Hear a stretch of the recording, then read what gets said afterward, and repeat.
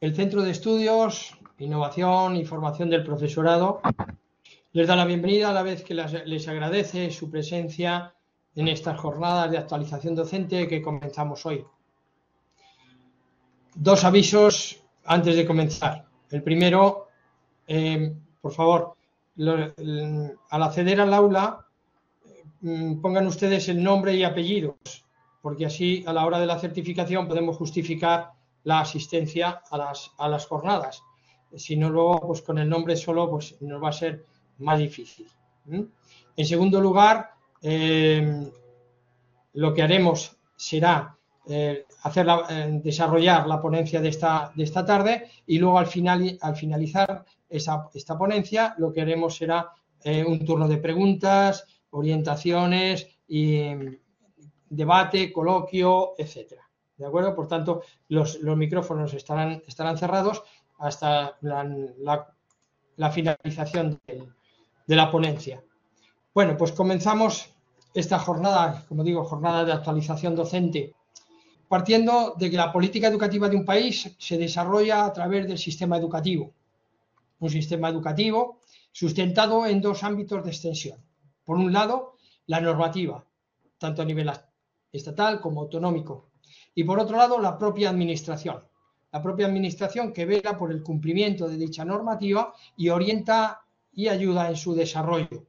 Esta normativa regula todas y cada una de las actuaciones que posteriormente en un nivel inferior, como es el centro educativo y los profesores, se van a ir implementando. Todo profesional de la educación debe partir, por tanto, del conocimiento de las distintas normas, bien sean leyes orgánicas, reales decretos, órdenes, etcétera, para el correcto ejercicio de su función. Su trabajo debe ajustarse a ese desarrollo normativo y se ve enmarcado en él. Esta es la razón por la cual, en unos momentos de cambios normativos a partir de la LOMLOE, donde el desarrollo de decretos como los decretos de currículum, los de la evaluación, y en unos momentos donde las programaciones, por ejemplo, tienen una gran actualidad, el centro ha creído oportuno, al comenzar el curso, partir de un conocimiento real y actual de dónde estamos en el marco normativo en el que nos movemos como maestros o como profesores. Por ello ha organizado unas jornadas de actualización normativa divididas en 3 jornadas. Hoy comenzaremos con la jornada dedicada a la normativa de infantil y primaria. La próxima semana desarrollaremos otra segunda jornada dedicada a educación secundaria, bachillerato y formación profesional. Y por último dedicaremos una específica a todo lo que son titulaciones, certificaciones, etcétera, de la nueva ley de formación profesional, que creo que es muy interesante para los futuros profesores, ¿no? Y para desarrollar lógicamente estas jornadas de actualización, pues tiene que ser alguien que esté trabajando en esas actualizaciones, en esa normativa. Y nadie mejor que 2 inspectores de educación de la Junta de Castilla y León, don Jesús Marrodán Gironés, actualmente en la Inspección Central de la Junta de Castilla y León, y don Francisco López López, inspector y asesor de centros educativos, quienes hoy y a lo largo de la próxima semana y la siguiente nos irán actualizando esa normativa y nos van a ir dando las pistas y las pautas necesarias para nuestro desarrollo profesional.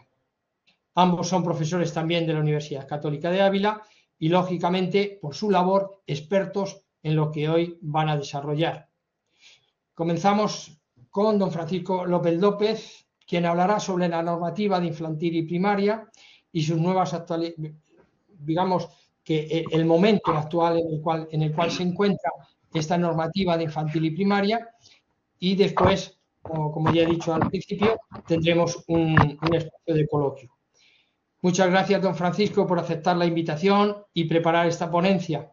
Espero que sea del agrado de todos y estoy convencido de que nos va a marcar unas pautas necesarias para nuestro desarrollo profesional. Muchas gracias. De nada, muchas gracias y un placer, como siempre, estar con vosotros. No tanto espero responder a las expectativas, sino que sea una comunicación y compartir unos conocimientos y una experiencia que sea de utilidad, independientemente del campo en el que se muevan los asistentes, bien en la docencia ya o que sean futuros docentes. Bien, voy a comenzar. He intentado, no sé si conseguiré comprimir los contenidos de un curso de formación de unas 35 o 40 horas. Lo más fundamental, lo más importante, lo que está más vinculado a la práctica profesional, pues he intentado, como digo, comprimirlo y a ver si lo consigo, ¿de acuerdo? Luego ya como podéis preguntar, podéis hacer alguna consideración y podemos debatir lo que consideréis. Además del título de las jornadas, yo me he permitido establecer un título que es dedicado a la LOMLOE, que sería aplicación y desarrollo curricular. ¿De acuerdo? Y sería la primera jornada, como explicó Javier Hernández Varas.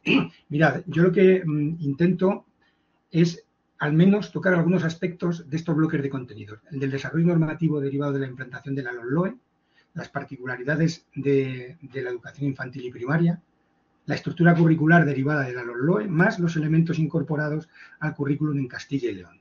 Aprovecho para decir que en Castilla y León se ha hecho un trabajo estupendo. Han trabajado mucho y muy bien en la dirección general. Yo creo que sí que se puede considerar que la implantación de la ley hasta el día de hoy podemos decir que es un éxito, puesto que todos los pasos que se han ido dando han sido los previstos y yo creo que, o por lo menos me parece a mí, que están siendo exitosos. ¿De acuerdo? Luego falta que una vez que pasen los años veamos efectivamente en las evaluaciones que haga la administración educativa si eso tiene sus frutos en la adquisición de competencias del alumnado, en sus perfiles de salida y demás. Otro aspecto sería el desarrollo del currículum desde la función docente en los diferentes niveles de concreción curricular.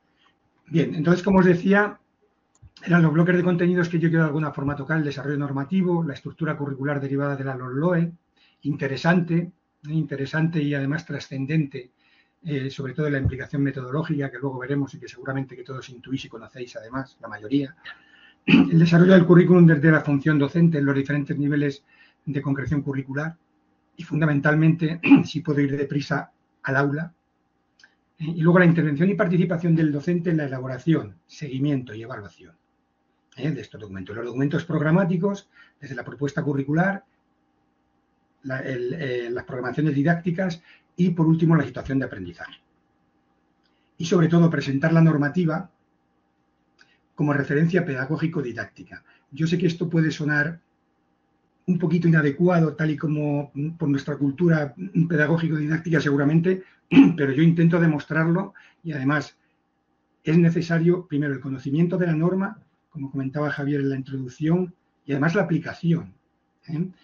Esta ley tiene la ventaja de que ofrece muchísimas pistas, muchísimas guías y muchísimas posibilidades de ayuda al docente una vez que esté en el aula y en el centro.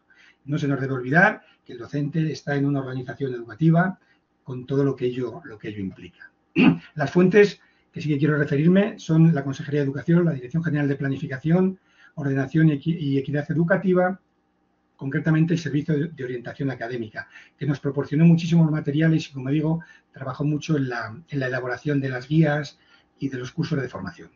Sabemos que la LOMLOE no es realmente una ley orgánica, sino que es una modificación de la Ley Orgánica 2/2006, la LOE, de 3 de mayo. ¿De acuerdo? Entonces, realmente, todas las leyes posteriores que ha habido lo que son modificaciones de esa ley. Sí que me gusta mostrar este documento que, aunque no tiene carácter normativo, sí que fue un documento que se proporcionó para que viéramos lo que había modificado la LOMLOE. Es decir, todo lo que aparece en amarillo es lo que aporta la LOMLOE. ¿Qué nos interesa a nosotros para hoy, sobre todo para los estudiantes? No tanto los principios y fines de la educación, etcétera, etcétera, sino la ordenación de las enseñanzas, en este caso la de infantil y primaria. ¿De acuerdo? Y alguna cuestión más, las funciones del profesorado. Las funciones del profesorado, yo creo que hay que recordarlas hasta en el primer claustro de los centros educativos. Una de ellas es la programación y la enseñanza de las áreas, materias, módulos o ámbitos curriculares que tengan encomendados. Todo lo demás es muy conocido y muy manido, pero el punto 2 del artículo 91, yo lo recuerdo siempre, independientemente de que piense qué juicio de valor estarán haciendo de mi persona, cuando recuerdo que los profesores realizarán las funciones expresadas en el apartado anterior bajo el principio de colaboración y trabajo en equipo. Eso impregna todo. evidentemente la participación en los órganos de gobierno y de coordinación pedagógica, de coordinación docente, en la participación en los documentos programáticos.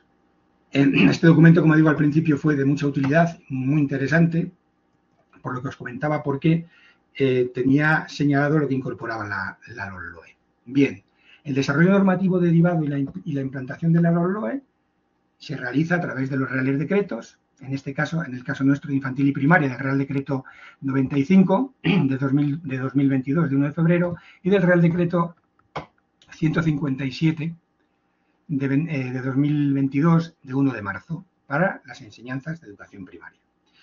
Y yo digo que es historia.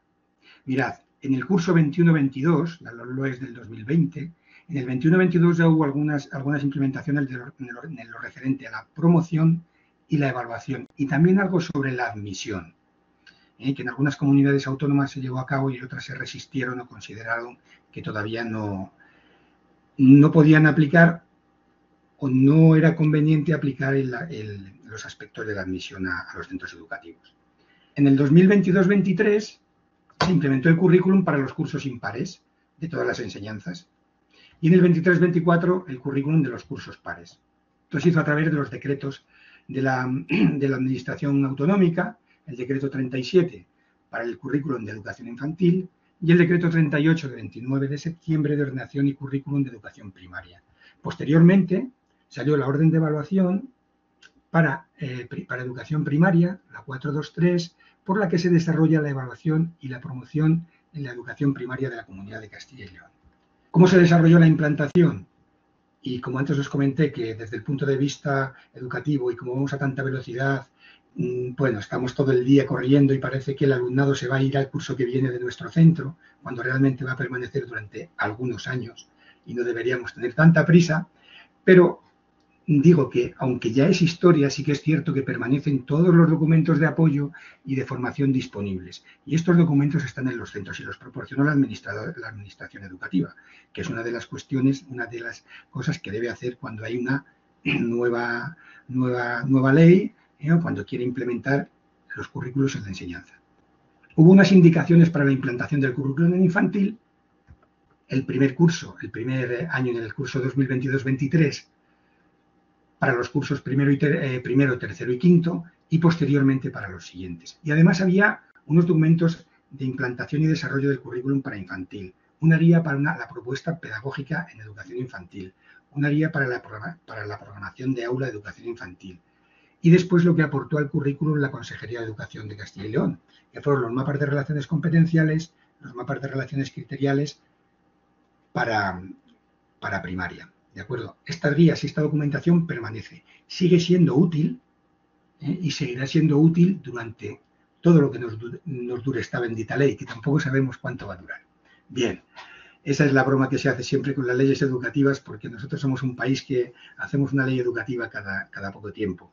Aunque bien es cierto que la LOE es de 2006 y bueno, todavía ha tenido una temporalidad interesante. Bien, además hubo cursos de formación para todo el profesorado que quiso implicarse y materiales multimedia que estaban a disposición de todos los docentes, era un material abierto. Ese material todavía existe. Y como digo, todas las indicaciones y todas las guías son de utilidad, entiendo yo y lo defiendo así, como de utilidad permanente. En algunas cuestiones voy a ir deprisa porque si no, no me va a dar tiempo a llegar a lo que es fundamental, que es la programación de aula.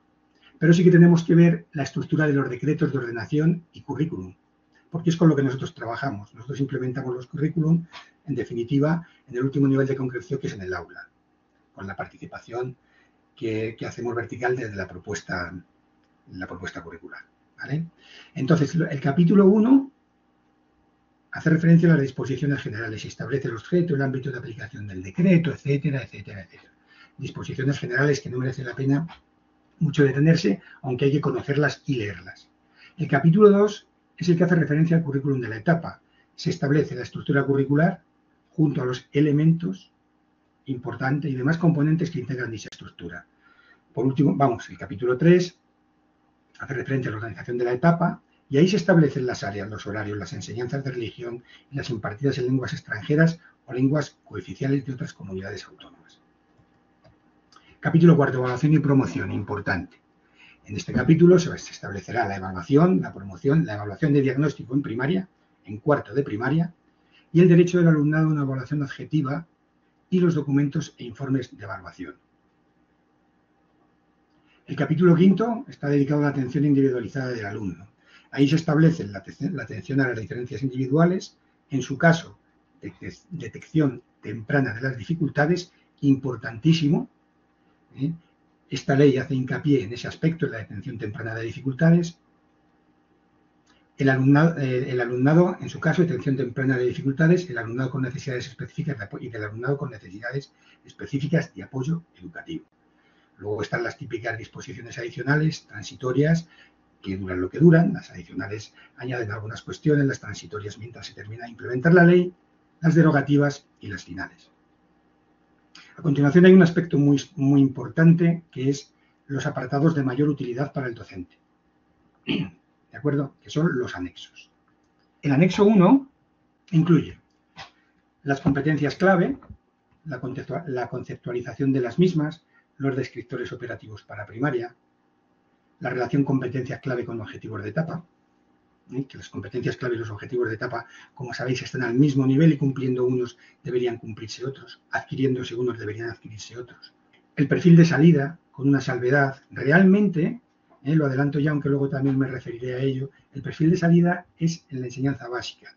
Sabéis que la enseñanza básica es primaria, secundaria y los de grado básico, los ciclos formativos de grado básico. Ahí está establecido el perfil de salida. En primaria, pues podemos considerar un hito, una primera aproximación informativa, sobre todo cuando el alumno cambia de etapa, para ver en qué situación se encuentra, pero realmente en primaria no se establece un perfil de salida. El anexo 1C nos relaciona las vinculaciones de los objetivos de etapa con el perfil de salida. El anexo 2 se refiere a los principios metodológicos, hay referencia a las orientaciones para la evaluación y orientaciones para el diseño de situaciones de aprendizaje. Todo esto desarrollado con los documentos a los que hice referencia en las primeras diapositivas. Es decir, lo primero que tenemos que hacer si nosotros queremos hacer una buena intervención y una excelente participación como docentes en los órganos de coordinación pedagógica, en el centro como organización, lo primero que tenemos que conocer es la norma, tenemos que conocer la ley, tenemos que conocer el desarrollo legislativo y el desarrollo normativo, los decretos y nuestro currículum. El más importante, el anexo 3, que hace referencia a las áreas. ¿Qué hace la norma en el anexo 3? Conceptualiza las áreas, establece la contribución al logro de los objetivos, la contribución al desarrollo de las competencias clave, enumera las competencias específicas, los criterios de evaluación, que los criterios de evaluación, tuve la tentación de poner aquí, como siempre se hace, una llamadita. Los criterios de evaluación son clave en esta norma, son clave en nuestra tarea docente. A partir de los criterios de evaluación es cuando va a empezar realmente la actuación docente, concreta, la actuación docente concreta para implementarla en el aula. Los contenidos, las orientaciones metodológicas, las orientaciones para la evaluación, las situaciones de aprendizaje y el aprendizaje interdisciplinar desde el área. Mirad, tengo dos enlaces.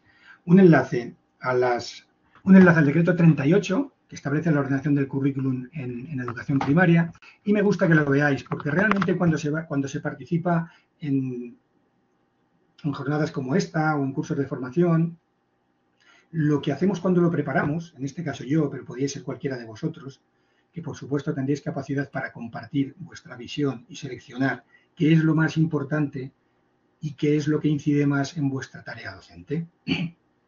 Y si lo hiciéramos de 2 en 2, mejor. Y si lo hiciéramos en grupos de 3, mejor. Y mucho mejor. ¿De acuerdo? Entonces, todo lo tenemos, la fuente tiene que ser principalmente la norma. Después tenemos nuestra competencia didáctica, que ya la desarrollamos, cada uno como mejor podemos o sabemos. En principio, la normativa. Mirad, hemos dicho, primero tiene que hacer referencia al Real Decreto, a la normativa superior, y digamos que esto sería como un hilo de, ahora se llama X, ¿no? Como un hilo de Twitter, nos va llevando. Tenemos que acostumbrarnos a enfrentarnos a la normativa. Nos va dirigiendo desde el primer momento que empezamos a leer los preámbulos. ¿De acuerdo? Bien, yo lo que os había dicho, que era lo que teníamos que ver, era el anexo 3. Va haciendo referencia a los anexos, toda la norma, y aquí está el anexo 3. Y nos encontramos con las áreas de educación primaria. Entonces, no tenemos que ir, al final terminamos cayendo en el libro de texto, aunque todos somos muy constructivistas, pero terminamos cayendo en el uso del libro de texto, que no es más que un material didáctico. Pero bueno, eso ya sería otro tema. Tenemos la conceptualización del área, la contribución del área al logro de los objetivos de etapa, ya lo tengo que poner en la programación didáctica, lo tengo que establecer en la propuesta curricular, lo tengo que de alguna manera hacer referencia a ello en la programación de aula, lo tengo en la norma. ¿De acuerdo? Contribución del área al desarrollo de las competencias clave, y las establece y las define, y nos dice cómo contribuye el área de ciencias naturales de primaria a la competencia de comunicación lingüística, de forma genérica. La competencia matemática, la competencia digital, etcétera, etcétera. Y aquí, esto sí que me gustaría, esto lo tengo indicado como una declaración de intenciones metodológicas. Si lo leemos, dice, desde esta área se trabajará el diseño de posibles soluciones y productos creativos que den respuesta a problemas concretos. Un producto, cuando sea un proyecto significativo, y adelantamos, nos referimos a él al final, si me da tiempo a llegar, ¿de acuerdo? Un proyecto significativo, una de las condiciones que tiene que tener es que tenga un producto, ¿de acuerdo? Entonces, problemas concretos, resolución de problemas a partir de la evaluación de las necesidades y retos a afrontar, utilizando técnicas de proyectos de diseño y de pensamiento computacional, etcétera, etcétera. Bueno, hace referencia concretamente a esa competencia, así como el desarrollo de destrezas creativas, la toma de conciencia de las consecuencias y efectos que las ideas pudieran generar en el entorno y desarrollo de iniciativas emprendedoras. Hablamos de emprendimiento. En sexto hay que hacer orientación. En sexto de primaria hay que hacer orientación académico-profesional. Asimismo, el desarrollo de estos proyectos, en primaria, en infantil no hay problema, trabajan por proyectos, nos pueden dar muchísimas lecciones al resto de estudios. Fomentará la creatividad y la innovación y propiciarán un entorno adecuado para el trabajo cooperativo. Pues como digo, una declaración de intenciones metodológicas, tampoco exactamente, pero podemos considerarlo así, si vamos leyendo. Los criterios de evaluación, los contenidos. Los contenidos de las áreas se van a distribuir en bloques. Y la norma y la programación didáctica y la programación de aula no me obliga, pero me lleva a tener que utilizar siempre contenidos de varios bloques. Establece orientaciones metodológicas. Tampoco tengo que hacer un esfuerzo grande en ir a consultar. Trabajo en equipo, mira las orientaciones metodológicas, que yo me encargaré de echar un vistazo. Para llevar a cabo las orientaciones metodológicas anteriores se propone una serie de estrategias y técnicas concretas como el aprendizaje basado en proyectos del ámbito experimental, competencial y multidisciplinar. Otra declaración de intenciones que me lleva a tener que aplicar una serie de metodologías que ya veremos y que ya todos tenemos en la cabeza. Organización espacio, organización temporal. Situaciones de aprendizaje. Nos dice cómo podemos plantear las situaciones de aprendizaje para esta área. Currículum de las áreas, que lo vamos a ver luego. Competencias específicas. Las enumera y ya tendré que acudir a ellas para copiarlas y pegarlas. Copiarlas y pegarlas en los documentos programáticos.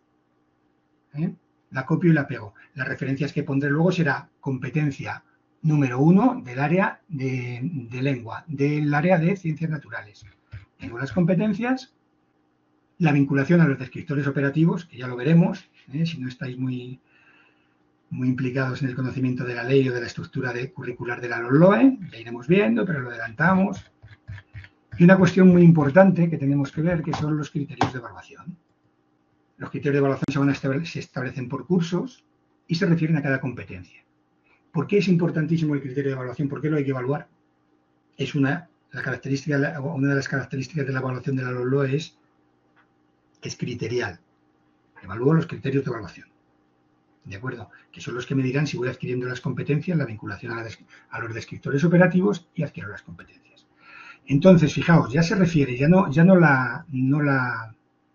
simplemente la menciona. Competencia específica número 1, que tendríamos que ir a ella, y hemos dicho, la copio y la pego. La competencia número 1 tiene un criterio de evaluación único, en primero para ciencias naturales, y así está establecido y estructurado todo.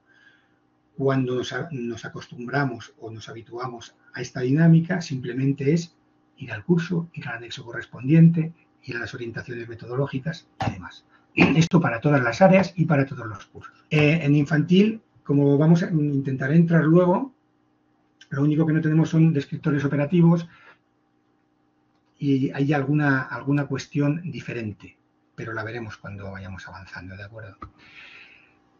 Vamos entonces a ver las especificidades de la etapa de infantil. El capítulo 3 lo dedica a la organización de la etapa. Hay 3 áreas: el área de crecimiento en armonía, el área de descubrimiento y exploración del entorno y el área de comunicación y representación de la realidad, por todos conocido. Enseñanza de la lengua extranjera, 90 minutos semanales. ¿Cómo se va a distribuir? Pues no pueden tener una sesión de 90 minutos. Una sesión de 30 minutos, los centros normalmente establecen periodos en función de sus horarios, de 45, y pensad que estamos hablando de alumnado infantil. Y se inicia en el primer curso del segundo ciclo. Conocemos la estructura de la etapa de infantil, 2 ciclos, 0-3 y segundo ciclo. Se abordará a través de los contenidos del área de comunicación y representación de la realidad. Enseñanza de religión, 60 minutos semanales, y atención dirigida al alumnado que no cursa religión. Esa es la organización de la etapa. En cuanto a la evaluación en educación infantil, es global, continua y formativa, porque lo dicen los reales decretos, y además criterial y orientadora que incorpora a la Comunidad de Castilla y León. ¿Cuál es la orientación de la evaluación? Pues identificar las condiciones iniciales individuales, el ritmo y características de la evolución del alumnado. En el caso de que el progreso del alumnado no sea adecuado, se establecerán medidas de refuerzo educativo. Estas medidas se adoptarán tan pronto como se detecten las dificultades y estarán dirigidas a garantizar la adquisición de los aprendizajes imprescindibles para continuar el proceso educativo. No hay nadie que entienda esto mejor que el profesorado que trabaja en educación infantil. Lo de la paciencia. Lo del respeto al desarrollo individual de los alumnos. Ellos tienen alumnos que casi se llevan, el alumno que ha nacido en enero y en diciembre, lo conocéis perfectamente, las diferencias que puede haber de desarrollo en todos los aspectos. Los docentes y profesionales que desarrollen sus actividades en educación infantil evaluarán su propia práctica docente como punto de partida para su mejora. Esto se incluye en todas las leyes educativas. Bueno, ya os lo cuento porque siempre se me escapa. Llevo 40 años trabajando en esto. Todavía no lo he visto.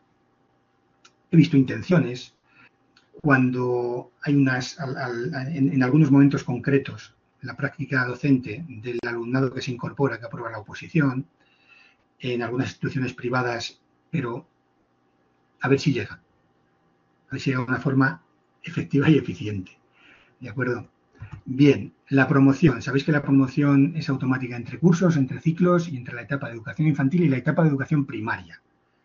Y hay un carácter excepcional de permanencia de 1 año más en la etapa, que lógicamente será en 5 años, en el último curso. Cada vez hay más resistencia a las demandas de las repeticiones de los alumnos de infantil. Yo no soy partidario, pero hay una orden que lo permite. ¿De acuerdo? Y fijaos que esta orden indica que lo pueden solicitar los padres, la familia, con lo cual es una de las cosas que a mí más me ha sorprendido en los aspectos normativos. Yo no me he encontrado en ninguna ocasión que los padres hayan solicitado que el alumno repita, pero sí que ha habido repeticiones en infantil. Tienen que estar muy justificadas, hay que hacer una serie de informes desde el ámbito tutorial y en el centro, y después tiene que pasar por la administración educativa.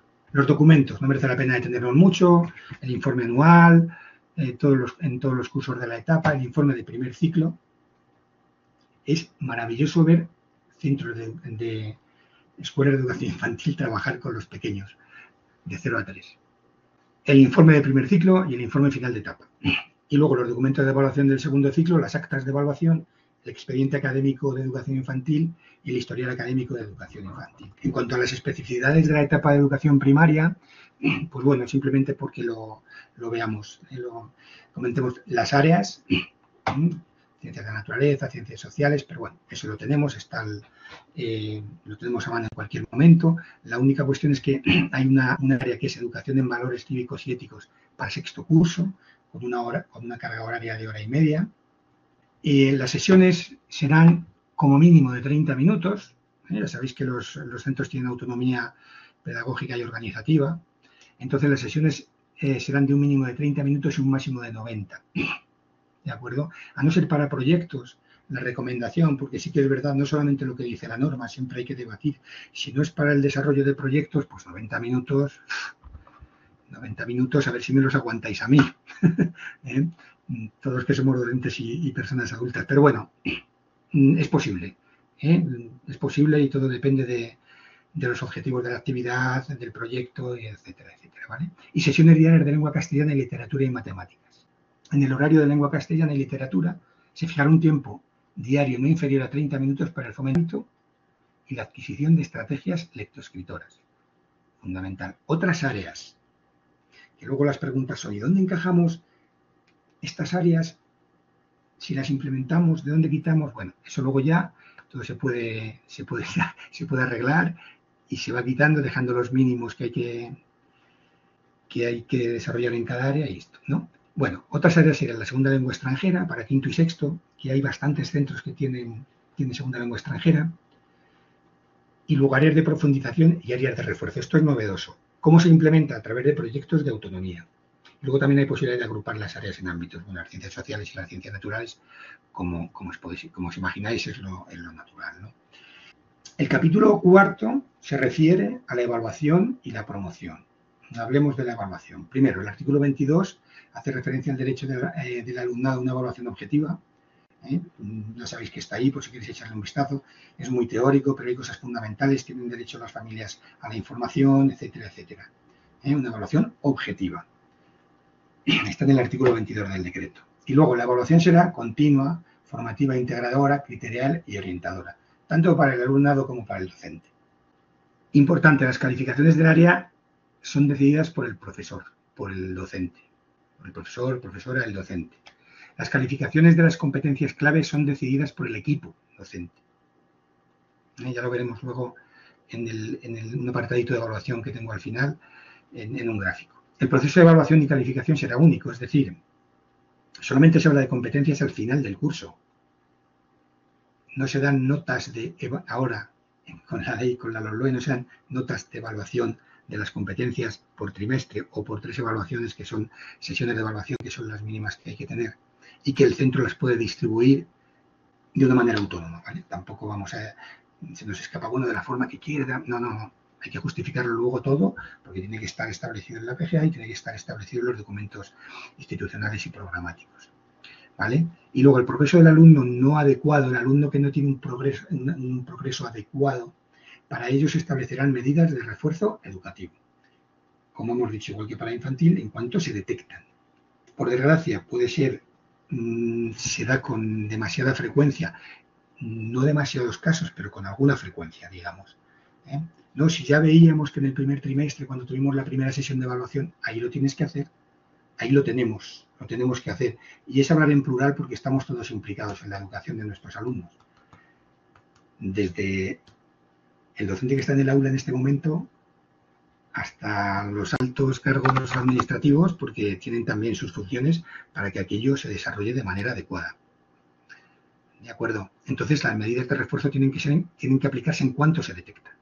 El alumnado que precise mejorar el nivel competencial, planes de enriquecimiento curricular. De esto hablamos luego un poquito, ¿eh? No es tan sencillo.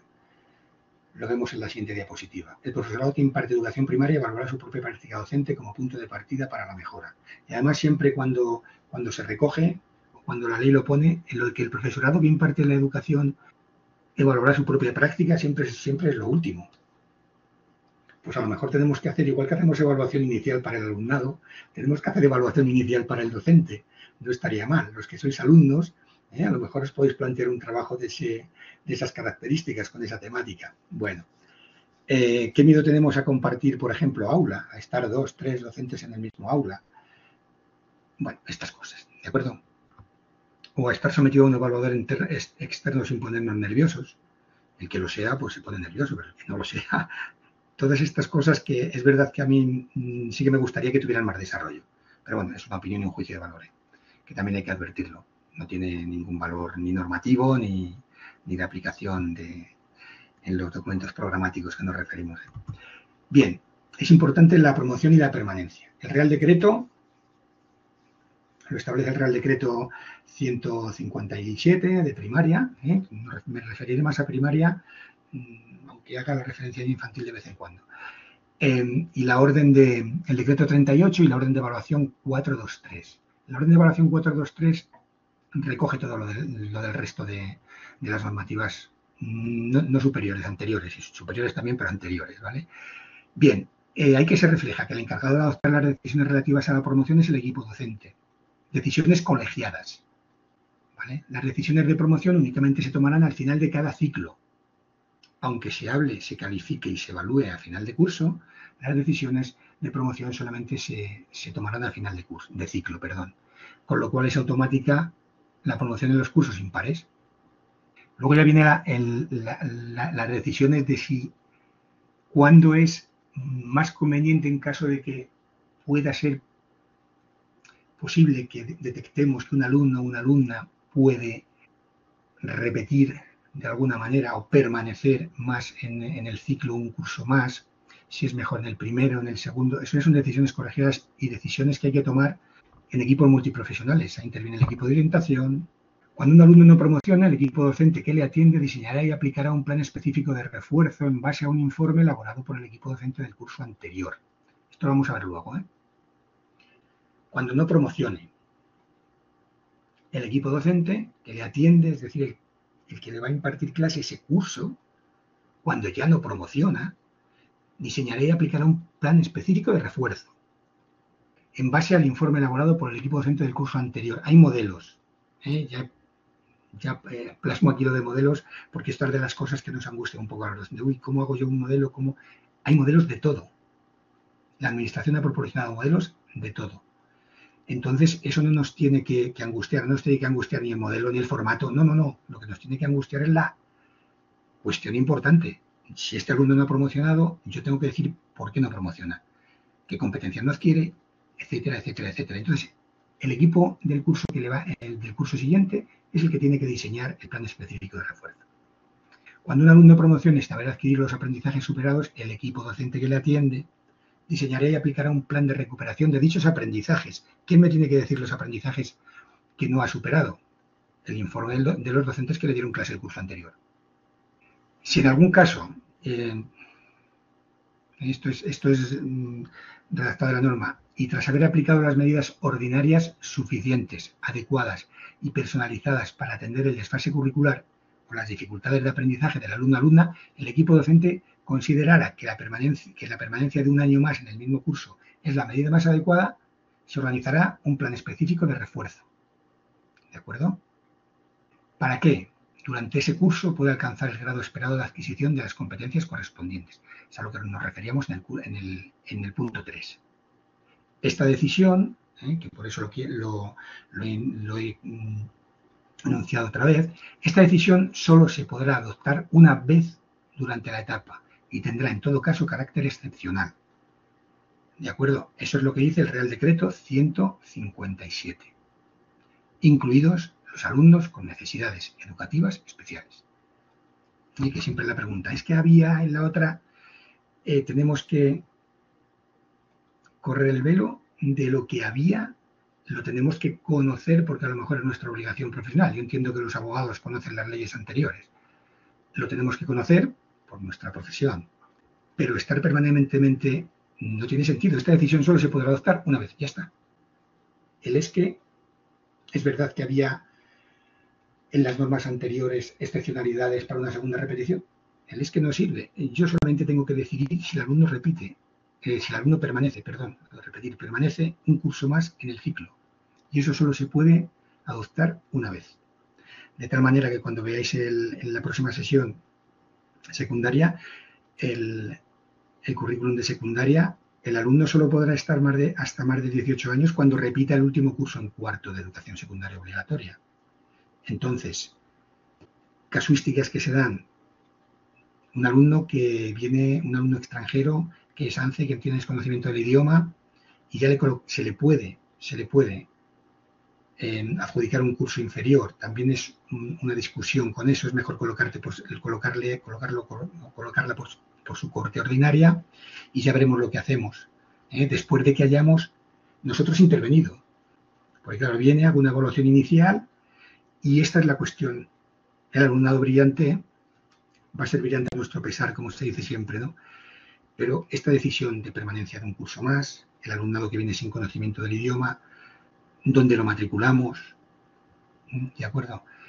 Esto es fundamental porque es trascendente para su desarrollo, para su itinerario formativo. Vamos a hacer referencia entonces a eso.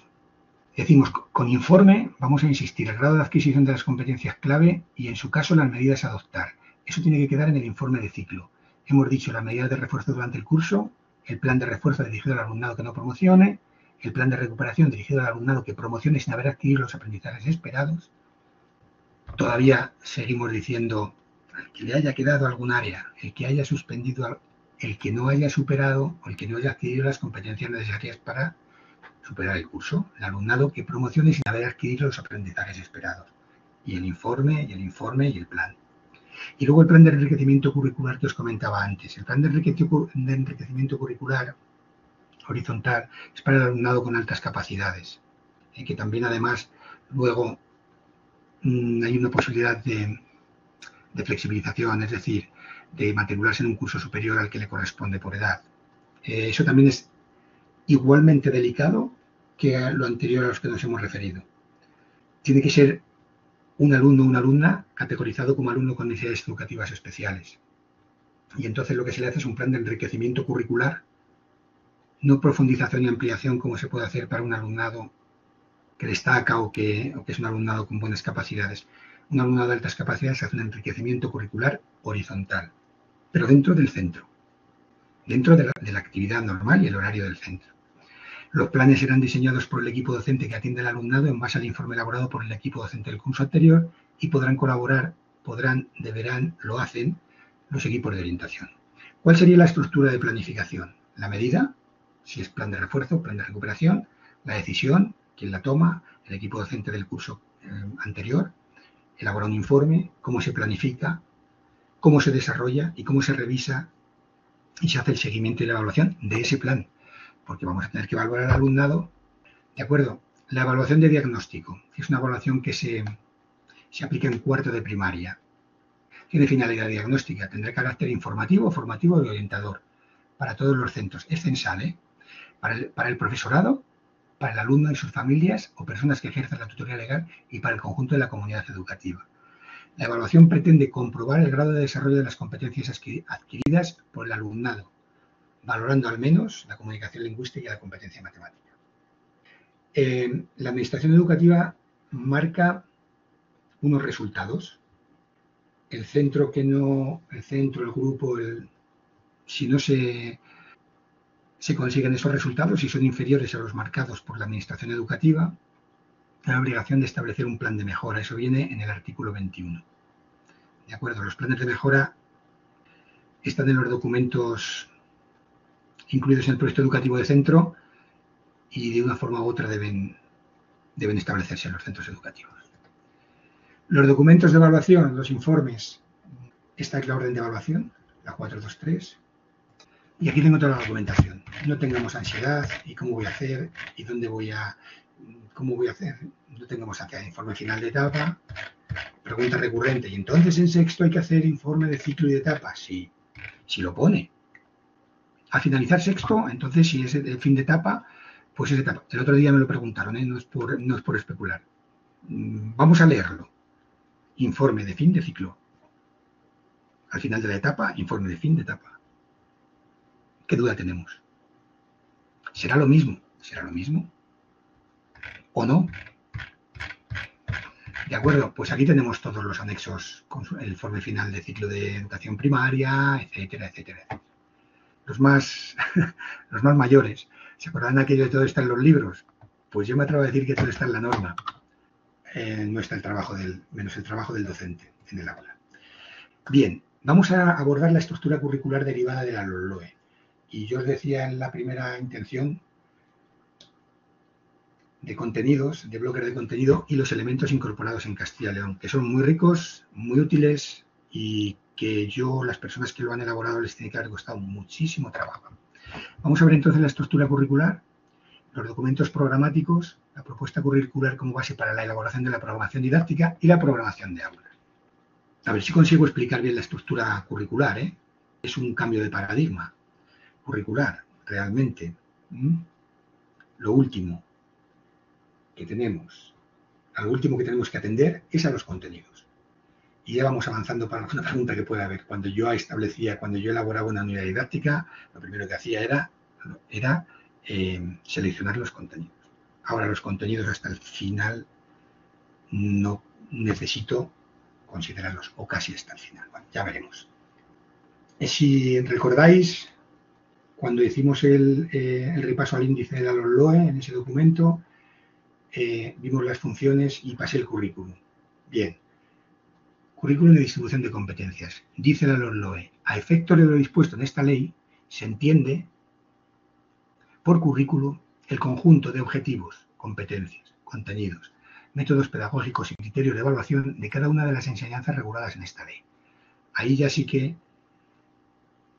podemos discutir si esto es una definición, si esto se entiende por currículum. Perfecto, pues lo admitimos. Y ya las definiciones de currículum desde Bobbit hasta aquí, hasta los últimos, hasta lo que sea, podemos decenas de definiciones, ¿no? De cualquier, que las podemos encontrar en cualquier bibliografía. Y no tenemos problema, pero esta definición, bueno, dice, pues casi no habla de los elementos directamente.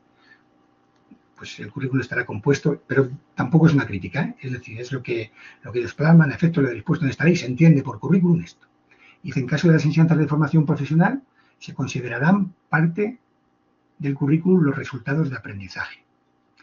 Los resultados de aprendizaje en la formación profesional, no exactamente, ¿eh? Serían como los criterios de evaluación de las enseñanzas de bachillerato, secundaria y primaria. ¿De acuerdo? Más o menos. Es decir, si la formación profesional siempre fue competencial, ahora les va a tocar asumir todo lo metodológico, todo el cambio de paradigma que se haya producido en las otras enseñanzas, lo van a tener que hacer ellos con la nueva ley. ¿Es así? ¿Vale? Bien, desarrollo del currículum. En la Comunidad de Castilla y León, el desarrollo del currículum de los centros educativos se realizará a través de dos planos de intervención que están relacionados entre sí. El de los procesos de enseñanza-aprendizaje de cada área, de la oferta educativa, y luego, importante, y el de las actuaciones, actividades, planes, programas, proyectos y normas generales del centro vinculadas a su programación y funcionamiento. Esto no sería significativo porque recordamos, toda la historia de la educación, pues han hecho actividades complementarias, actividades extraescolares, programas, ha participado en proyectos, un proyecto bilingüe, un proyecto europeo, ¿vale? La cuestión es que todo esto, todo este segundo plano, hay que reflejarlo en los documentos programáticos. ¿De acuerdo? Entonces yo puedo hacer un proyecto ahora del otoño, muy típico. En infantil lo trabajan maravillosamente bien, pero claro, es un proyecto temporalizado en una unidad temporal de 2 meses. Pero en esos 2 meses está ese proyecto, que puede ser proyecto de centro con el primer ciclo de infantil y además yo tengo otras 2 situaciones de aprendizaje que están desvinculadas del proyecto. Entonces yo tengo que hacer una implementando el proyecto de centro y lo tengo que reflejar en mi programación de aula, que es la situación de aprendizaje, y lo tengo que reflejar en las programaciones didácticas. ¿Vale? No es necesario las definiciones, enfoques, perspectivas, concepciones, fundamentos, fuente, todo esto del currículum lo veamos. Además, puede ser interesante para los estudiantes que estén participando en esta actividad, ¿no? Pues para hacer un trabajo, pueden hacer lo que quieran, un estudio a lo largo de la ley del 70 o anteriores, ellos pueden hacer lo que consideren, ¿no? Teniendo estos... pero no es el caso, ¿no? Tampoco se trata de hacer un análisis de este tipo en este momento, además que nos llevaría mucho tiempo y yo no lo he encontrado todavía, ¿eh? Hay algunas cuestiones que sí. La referencia que he hecho a la definición. ¿Es una definición de currículum el que aparece en la LOE? Bueno, nos sirve, es útil, tenemos claro para qué el concepto de currículum o a qué nos lleva esa definición para la implementación, pues sí, pues bueno, pues ya está. Pues yo, como somos técnicos de educación y somos docentes, y pues ya está, ¿vale? Pero lo que sí que está claro es que la LOE presenta un currículum competencial inclusivo, flexible, descentralizado y enmarcado en un paradigma constructivista. En esto podemos coincidir todos. A lo mejor podemos debatir algún aspecto. ¿Me podéis hacer alguna consideración? Pues seguramente tengáis razón, si lo hacéis. Pero bueno, en estas estamos. Aquí os pongo el anagrama de la Junta y el indicador de que es un documento licenciado. Esta estructura curricular es propia de Castilla y León, ¿de acuerdo? Y la han elaborado en la fuente que os mencioné en la primera diapositiva. Mirad, esta es la estructura general de la LOE. No sé si la conocéis de esta forma expresada. Yo sí que hice algunas charlas, pero no recuerdo si exactamente fue esto lo que expuse. Entonces, esta es la estructura general. Esta es la estructura general plasmada en este gráfico. Y después, esto es los elementos que ha incorporado el currículum de Castilla y León. Y hablo siempre desde el ámbito técnico. Está, por utilizar un término coloquial, pero que es muy claro, está fenomenal. Está muy bien hecho, muy trabajado. ¿Hasta dónde nos lleva? Pues es que eso no lo podemos saber, tendrá que pasar tiempo. Es un trabajo muy concienzudo, técnicamente muy bien desarrollado y muy fundamentado pedagógica y didácticamente. Ahora ya lo he dicho con los términos propios de nuestra profesión. Pero está fenomenal. ¿Vale? Mirad, tenemos esta estructura, que son los principios del sistema educativo, los objetivos de etapa y las claves y las competencias clave, que eso lo sabemos y se establece para la etapa. Perfil de salida, que hemos hablado algo de él, aunque luego lo veremos, los descriptores operativos. Cada competencia tiene unos descriptores operativos, los mismos para todo. Las competencias específicas que se establecen para la etapa y materia. Etapa y materia, las competencias específicas. Por eso se habla de perfil de salida. Las específicas que van colaborando a adquirir las competencias y los objetivos. Digo, las competencias específicas, etapa y materia, los criterios de evaluación, que desde el punto de vista operativo, repito, son los más importantes para el docente, que se establecen por curso y materia. De ahí que la programación sea por nivel. No puedo presentar una programación del ciclo. Programación del ciclo de ciencias naturales, no. Programación de primero y de segundo. Porque los criterios de evaluación están establecidos por curso y materia. ¿De acuerdo? Entonces no vale decir, porque sí, o bueno, pues porque nos lo manda, o porque la administración nos dice, o porque el ministerio o la consejería. No. Yo tengo que buscar el fundamento. Y aquí al final, lo que os comentaba antes, los contenidos. Los contenidos, lógicamente, son por curso y materia. Y luego hay una cuestión que son los mapas de relaciones competenciales para la etapa, que vais a ver en qué consiste y a ver si consigo yo explicaroslo. Antes, no me quiero olvidar, aunque lo repetiré luego, toda la estructura curricular se vuelca en la programación de aula, que son las situaciones de aprendizaje. No lo olvidemos, es programación de aula, que es lo que nos interesa a todas las personas que estamos aquí como finalidad si nos dedicamos a la docencia. Y digo, situación de aprendizaje en estas modalidades de estudios u otras cuestiones en el ámbito universitario, eso sería otro tema, ¿no? Y de la formación profesional. El anexo ya lo vimos, con lo cual no tengo ningún enlace, pero sí que vamos a ver el mapa de relaciones competenciales y para lo que sirve. El mapa de relaciones competenciales es para la etapa. Mirad, hemos visto en la estructura las competencias, aquí están todas. Lo vemos muy rápidamente. La lingüística, la plurilingüe, la digital y demás, ¿vale? Y son vinculaciones con los descriptores operativos, que ya veremos lo que son. Ya iremos desgranando lo que son los descriptores operativos. Tenemos las áreas, las competencias específicas, y cada competencia específica estará vinculada a una competencia clave a través del descriptor operativo. Así es. Madre mía, qué cacao, ¿no? Bueno, pues a medida que se va utilizando, que lo vamos usando, que se va entendiendo, pues como todas las leyes anteriores. como los estándares, ¿recordáis? Los que hicimos estándares. Pues es lo mismo, hay que familiarizarse con ello y sobre todo hay que aplicarlo. Hay que utilizarlo y hay que aplicarlo y hay que familiarizarse con ello.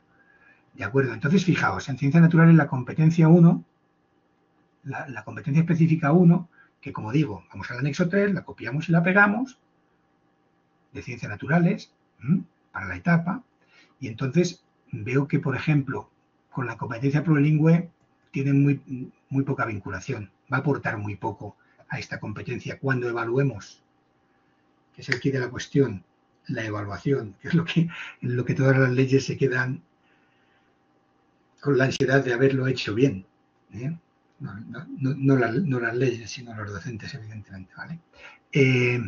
La competencia específica 1, podremos intuir que con lo que más está vinculado es a lo que más va a aportar la competencia digital. ¿A qué se referirá la competencia? Pues al uso de elementos digitales. Bien, eso se puede intuir, ¿de acuerdo? Entonces, este es el mapa de relaciones competenciales de etapa, es decir, la relación entre la competencia, como hemos visto, el área de la competencia específica y la competencia clave, a través de sus descriptores operativos. Bien, el mapa de relaciones criteriales, que es por curso. Un pasito más. Aquí tenemos los 6 cursos. ¿Vale? Estoy en primero. ¿Y cuál es el paso más? El criterio de evaluación. Ese es el paso más, el criterio de evaluación. Área. Competencia específica. La competencia específica 1, a la que me refería antes, tiene solamente un criterio de evaluación. Solo uno. Y ese criterio de evaluación, si antes en la etapa fundamentalmente aportaba la competencia digital, fijaos, desde primero también. La competencia específica 2 tiene 5 criterios de evaluación. Y cada criterio de evaluación está vinculado a una competencia clave. Ese es el resumen. Este criterio de evaluación, esta competencia con este criterio 1, ¿cuántas vinculaciones tiene? 5. Ciencias sociales, educación plástica y visual, música y danza. Música y danza tiene muy pocas vinculaciones con la competencia plurilingüe, a no ser que sea bilingüe y el área que se imparte en el idioma sea la música y la danza.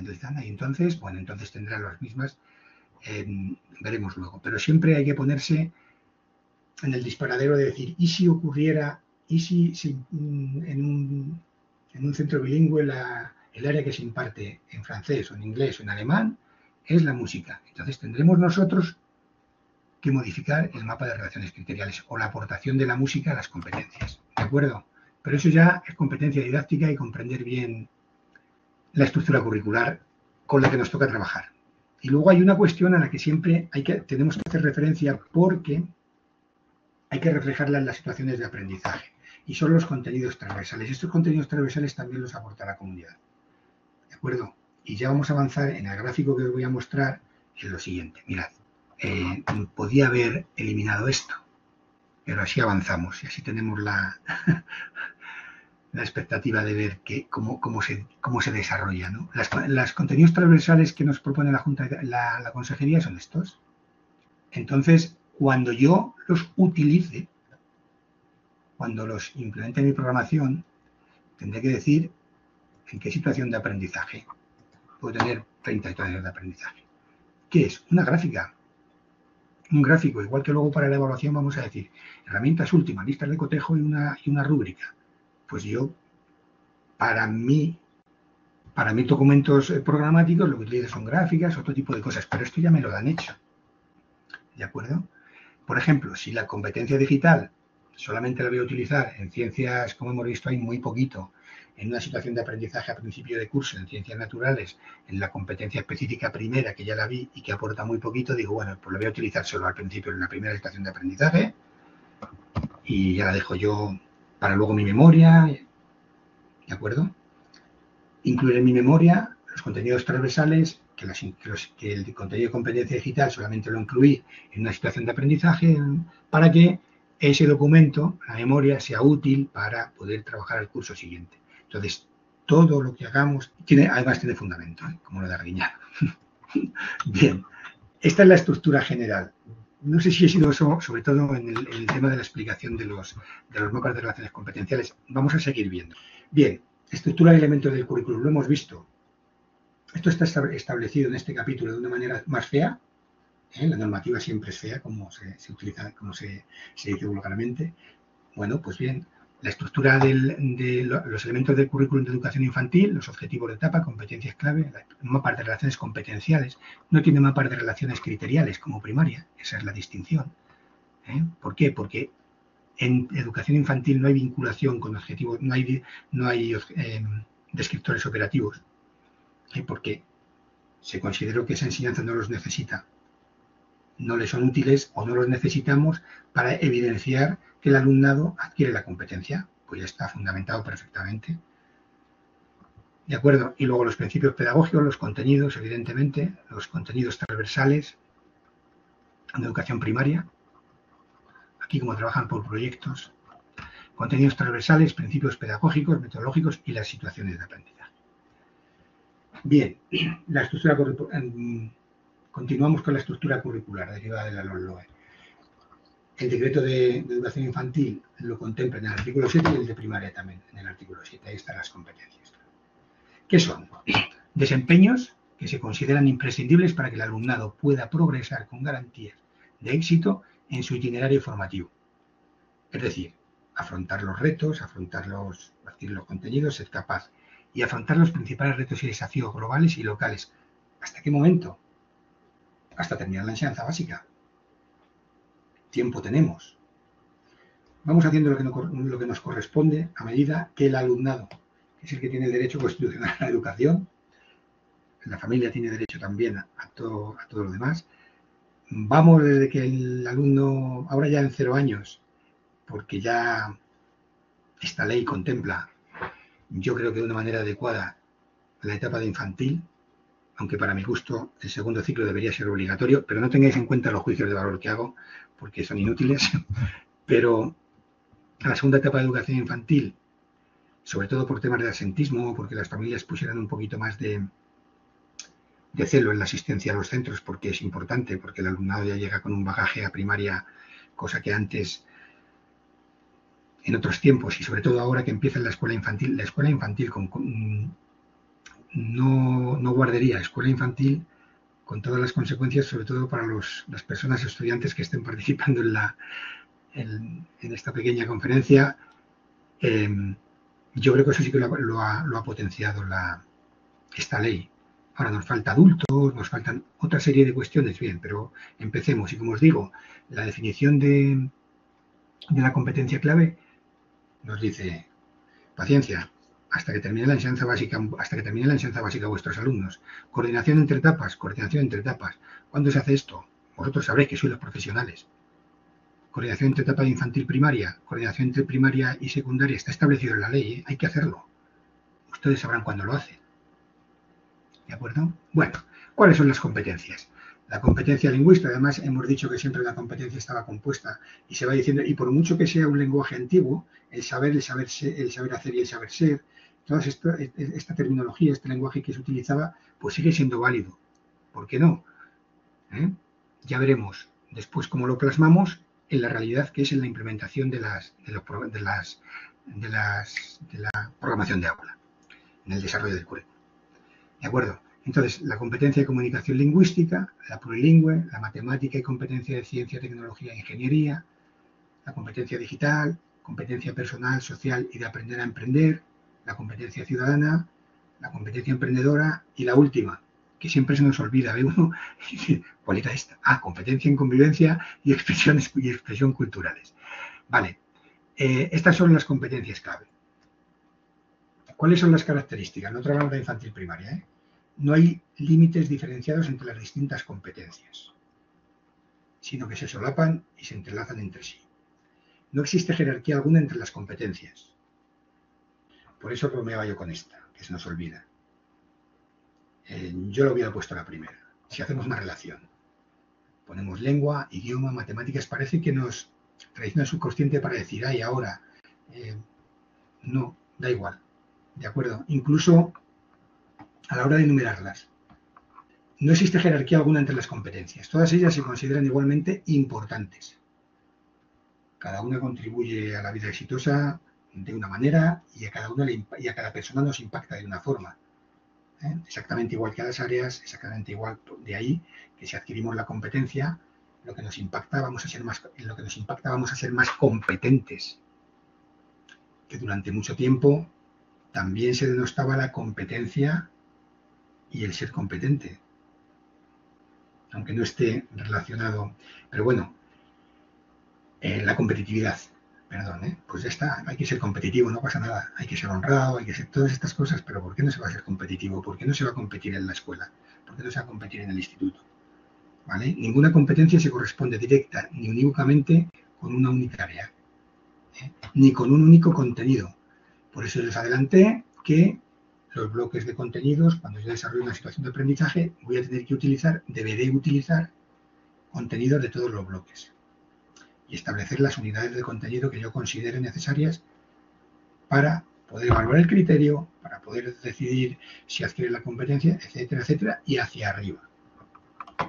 Todas las competencias se concretan en los aprendizajes de las distintas áreas y a su vez se desarrollan a partir de los aprendizajes que se produzcan. Se desarrollan a partir de los aprendizajes. Características de los objetivos de etapa. Siempre se ponen primero los objetivos.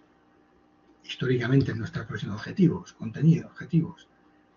Bueno, si consigo las competencias, deberé igualmente adquirir los contenidos, los objetivos, perdón.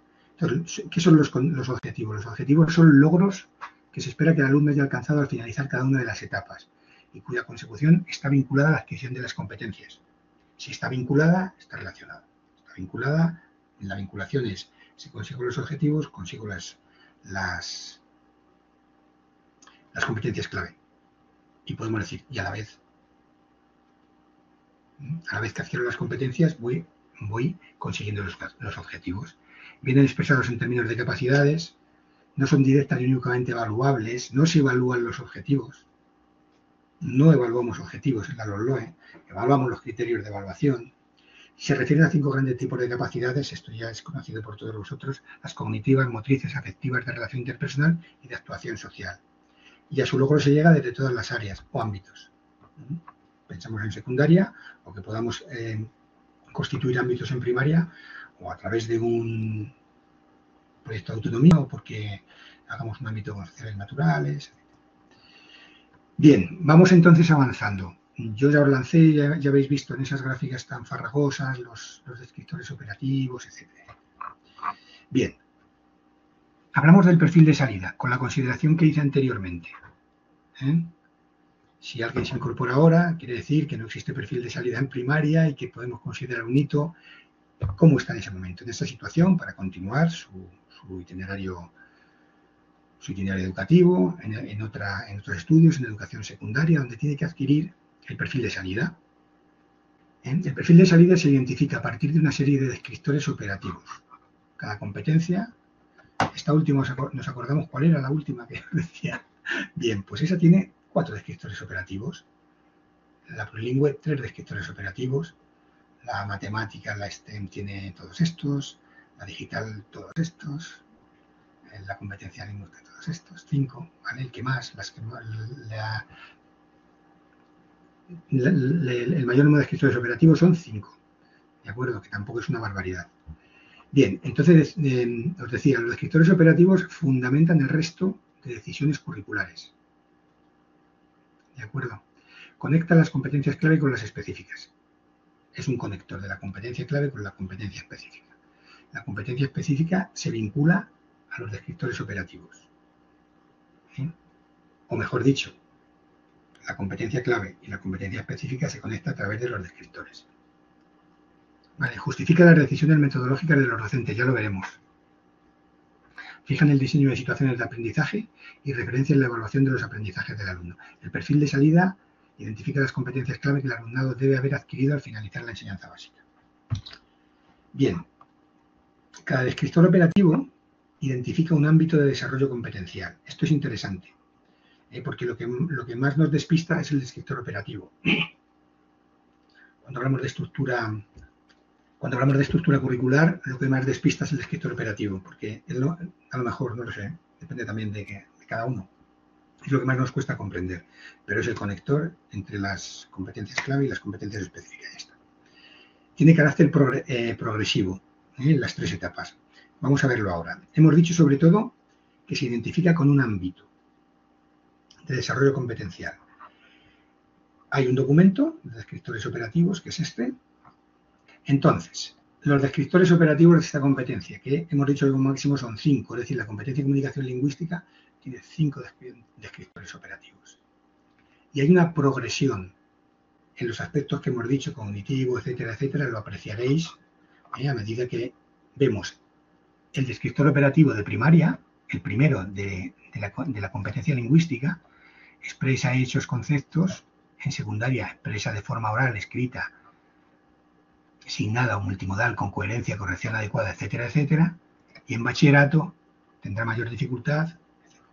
Pero lo que yo quería comentaros, porque aquí están los 3, que sería para que se viera la progresión, como no puede ser de otra manera, y el ámbito que expresa el ámbito que se refiere cada descriptor operativo.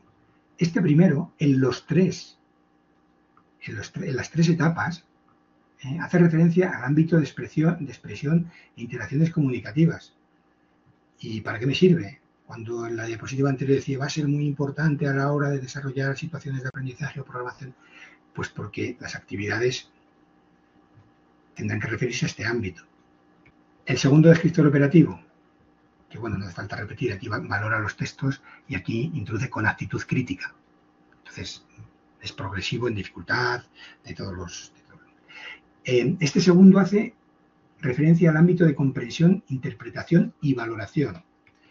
Cuando yo vincule este descriptor operativo, la actividad tendrá que ir vinculada a este ámbito. Localización, selección y contraste de información. Está buenísimo porque es muy sencillo, ¿no?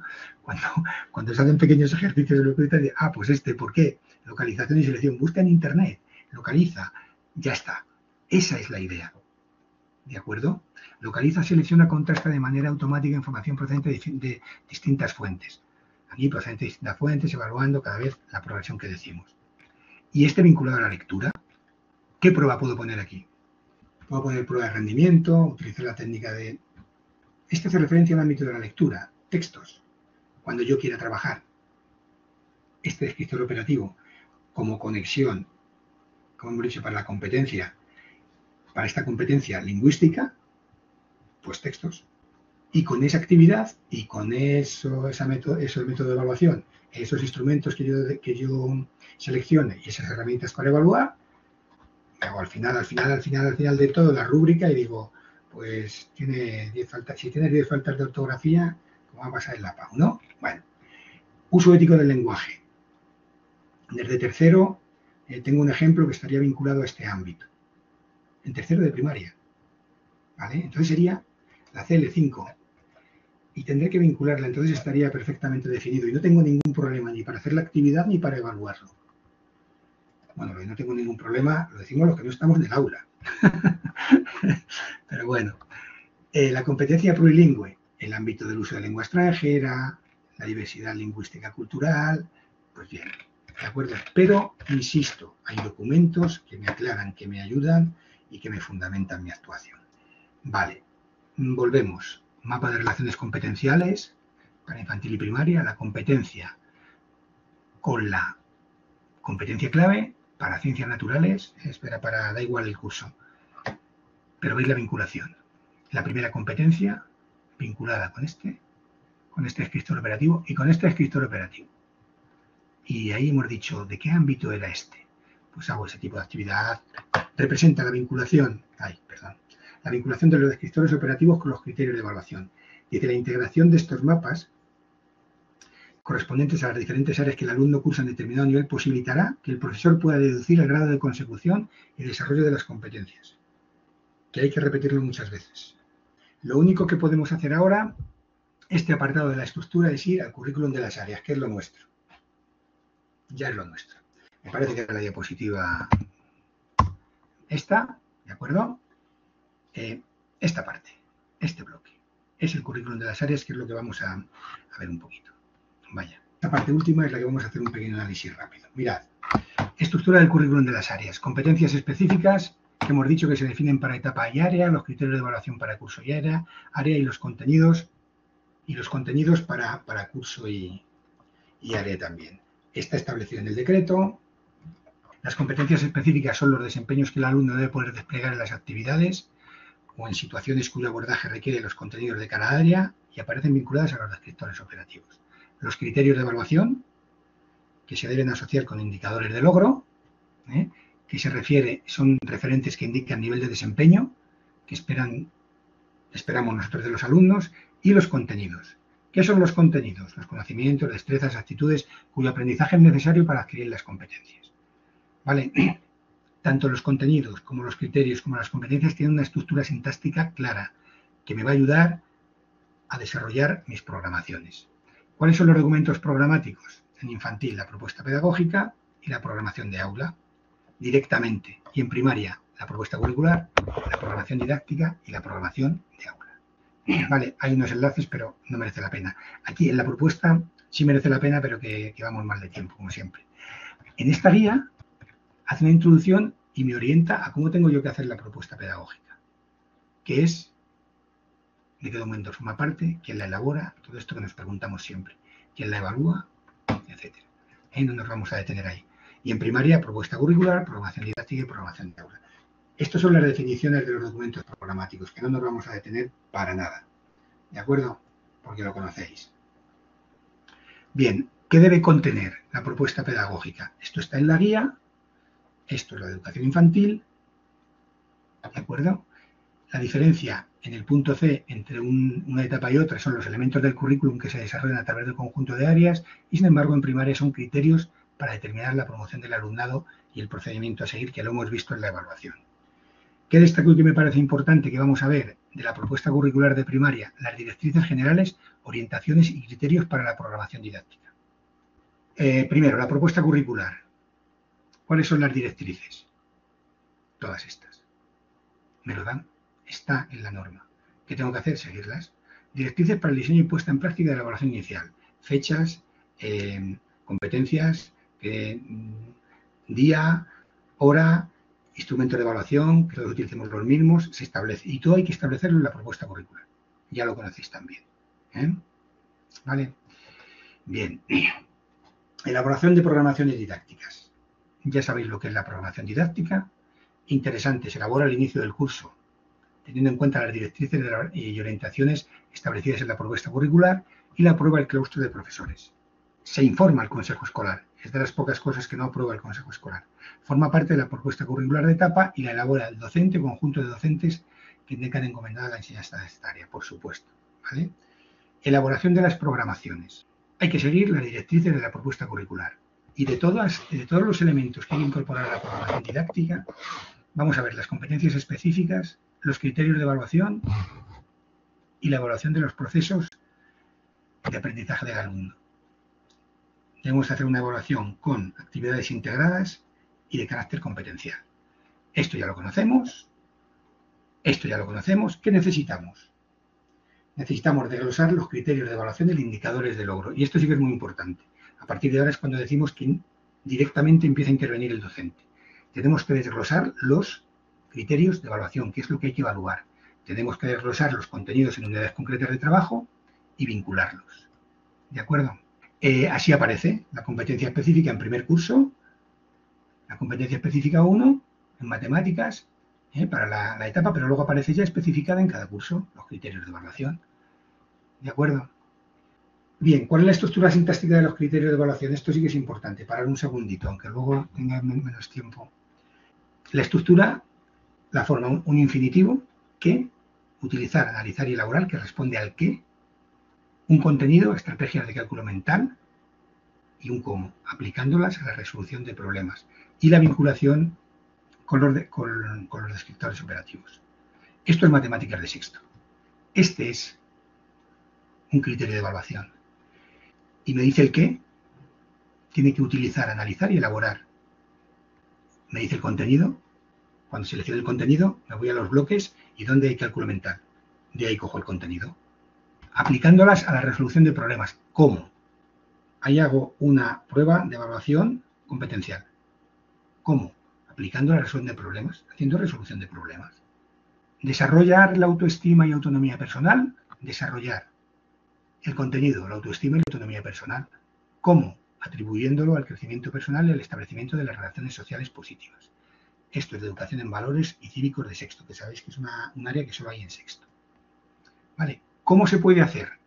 Desglosar los contenidos, los criterios de evaluación en indicadores de logro. Este es el criterio de evaluación y yo establezco los indicadores de logro, los que yo quiera. Eso lo hace el docente. Es distinguir, comparar y valorar propuestas musicales. Pues un indicador de logro será diferencia obras musicales. ¿Cómo hago después si tengo que hacer una prueba competencial de evaluación? Pues poniéndole varias obras musicales de distintos géneros, por ejemplo, se me ocurre, ¿eh? ¿Vale? Esta es otra forma de establecer o de ordenar y de expresar los criterios de evaluación, en vez de en una tabla, en modo tabla. Este es el de evaluación y estos son los indicadores de logro, que los elabora el docente. ¿De acuerdo? Comentario, cuestión, crítica, no puede ser demasiado extenso. Es más extenso este indicador de logro, es el enunciado de este indicador de logro que el enunciado del criterio de evaluación. Hay que intentar ser más concretos. Estamos haciendo pruebas, ¿vale? Si tuviéramos que hacer una práctica, cogemos estos criterios y ya distinguimos qué, rechazar los usos lingüísticos. El qué, el contenido y el cómo. Y de ahí sacamos 1, 2, 3, 4 criterios de evaluación, que pueden ser estos u otros. ¿Vale? Menos indicadores de logro. Si por cada competencia hay más de 3, ya es un mundo. 2, 3 máximo. Incluso una competencia puede ser ella misma el indicador de logro de forma extrema, pero podría serlo. ¿De acuerdo? Entonces, yo de la competencia elaboro los indicadores de logro. Para continuar haciendo ¿qué? Competencia, indicadores de logro, que los elabora el docente, y además tengo que seleccionar los contenidos. Esta secuencia no es el orden, ¿eh? Los contenidos de área de 2 bloques mínimo, y ya selecciono yo las unidades de contenido. ¿Qué es lo que voy a trabajar expresamente? El saludo, la despedida, el turno de palabra, el lenguaje inclusivo y no sexista. Los temas transversales que tienen que figurar siempre, los que hemos visto en la comunidad. Bien, el tema de la evaluación y la calificación y todo esto lo conocéis perfectamente. ¿Dónde está recogido? Sabemos que el proceso de calificación permite sintetizar, etcétera, etcétera, todas estas cuestiones. Yo creo que lo conocemos todos, simplemente es por recordarlo. Es interesante el diseño del instrumento de evaluación y la aplicación del instrumento a una actividad competencial. ¿Vale? Esto lo conocemos todos, los elementos de la evaluación. Y hay una cuestión importante. Dentro de los procedimientos también conocemos todos las técnicas e instrumentos de evaluación. Añadiremos las herramientas que no las he contemplado, ¿eh? Entonces, si utilizamos la observación, el análisis de desempeño y de rendimiento, tiene que ser vinculado a lo que hemos dicho antes. Cuando yo os decía lectura, el ámbito de la lectura en un descriptor operativo. Pues puede ser una prueba oral de lectura, ya está, es una prueba de rendimiento. ¿Con qué instrumentos de evaluación? Pues con los que considere. ¿Qué herramienta utilizo para la evidencia? En la que considere. Esto sí que es interesante, ¿eh? Porque va muy vinculado a la normativa.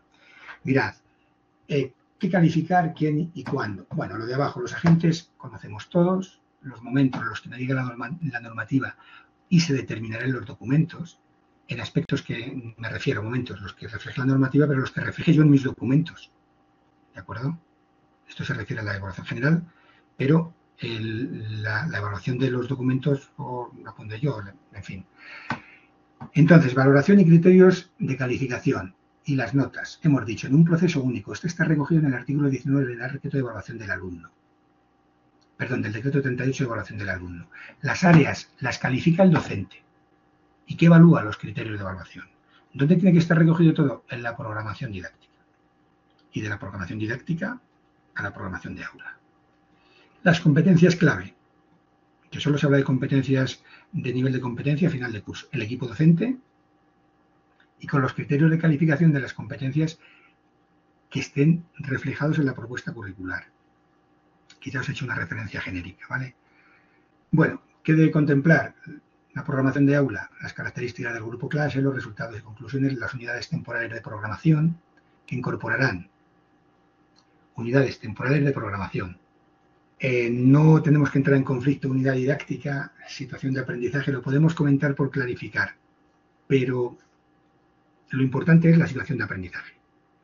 También tendrá que contemplar las medidas establecidas en los planes específicos de adaptaciones curriculares que tengan los alumnos, reflejar si alguno tiene porque permanece un año más en el ciclo, etcétera, etcétera. Y luego la puesta en práctica en las situaciones de aprendizaje. Los resultados del proceso de evaluación del alumno y los datos más significativos de la revisión de la programación de aula. Vamos entonces a reflejar qué es una situación de aprendizaje. Es el instrumento de planificación, puesta en práctica y revisión de las intenciones educativas previstas en la programación didáctica, para un grupo concreto de alumnos. ¿Quién las elabora? El docente que imparte clase en el grupo. ¿De qué documentos institucionales forma parte? De ninguno. No se incluye. Así como las programaciones tienen que estar en la propuesta curricular y la propuesta curricular en el proyecto educativo y además tienen que estar en la PGA, con lo cual cada año se tiene que incluir, si ha habido alguna revisión, y hay que incluirlas también en la PGA.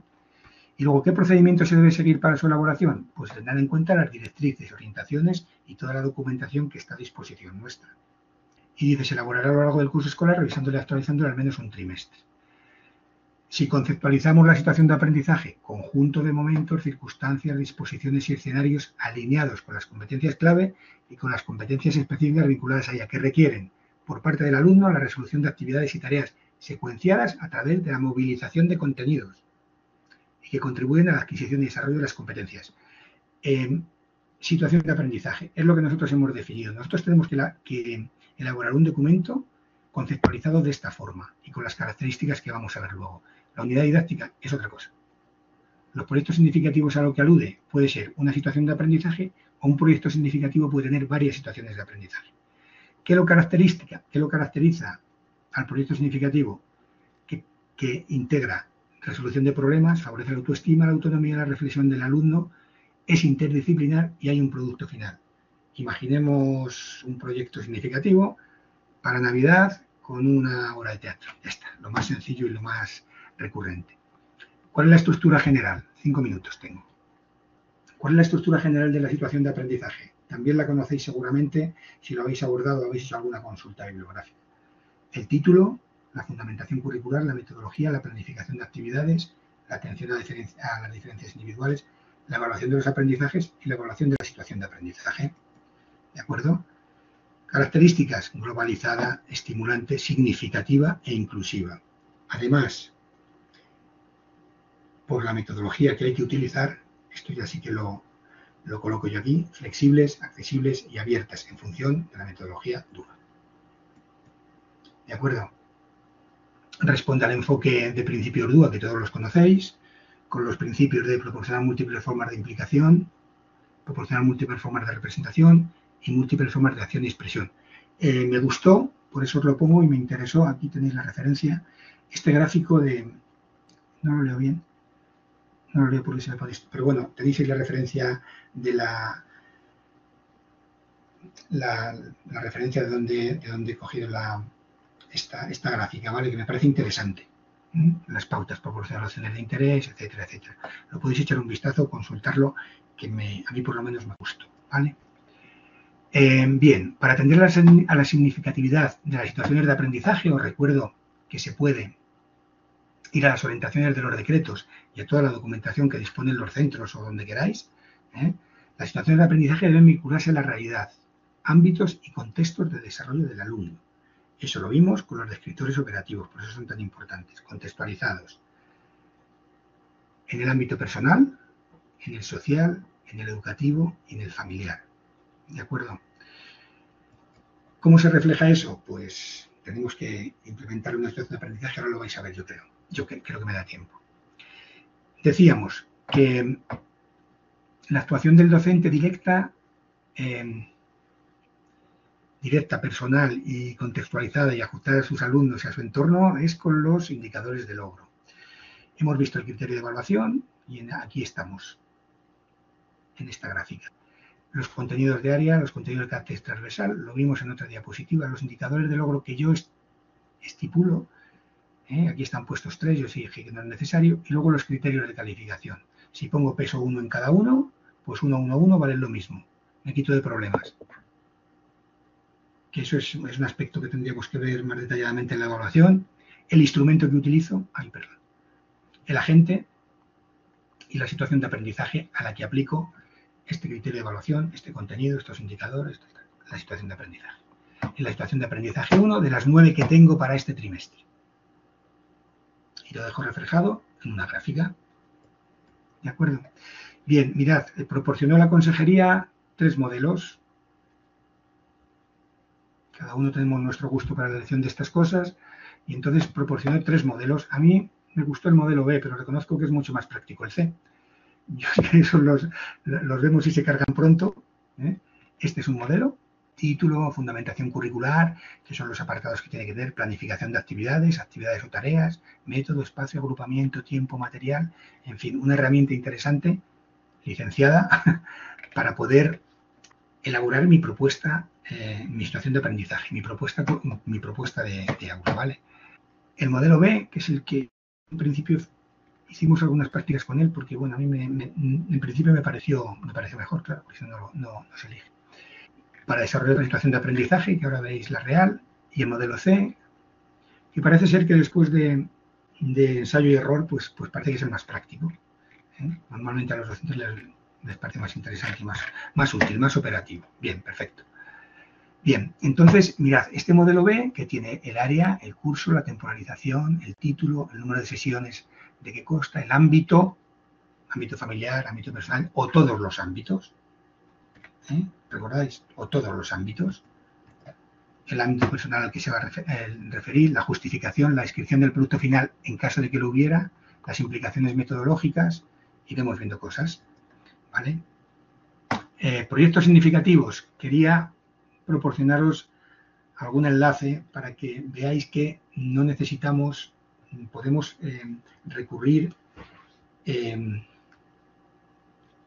a la búsqueda de recursos que nos sirvan para nuestro trabajo. El INTEF tiene bastantes, aquí tenéis situaciones de aprendizaje, podemos hacer una búsqueda, espero no salirme. Y luego las situaciones de aprendizaje. Mirad, esta es una guía para la elaboración de la programación de aula, que proporcionó la consejería al principio, los documentos que yo os comenté.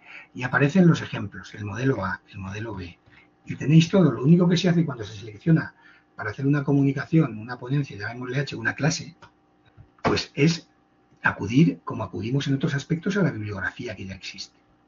No tenemos que inventar nada más que aplicar nuestro trabajo, nuestra creatividad en el contexto en el que estamos trabajando. ¿De acuerdo? Y aquí tenemos toda la información en una guía.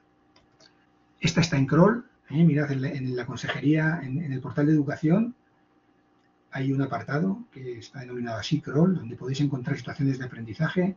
Esta es una de las primeras que yo encontré, como está licenciada y es de esta compañera que me parece que era maestra en prácticas. Ella hizo esta situación de aprendizaje, ¿vale? Utilizando el modelo A.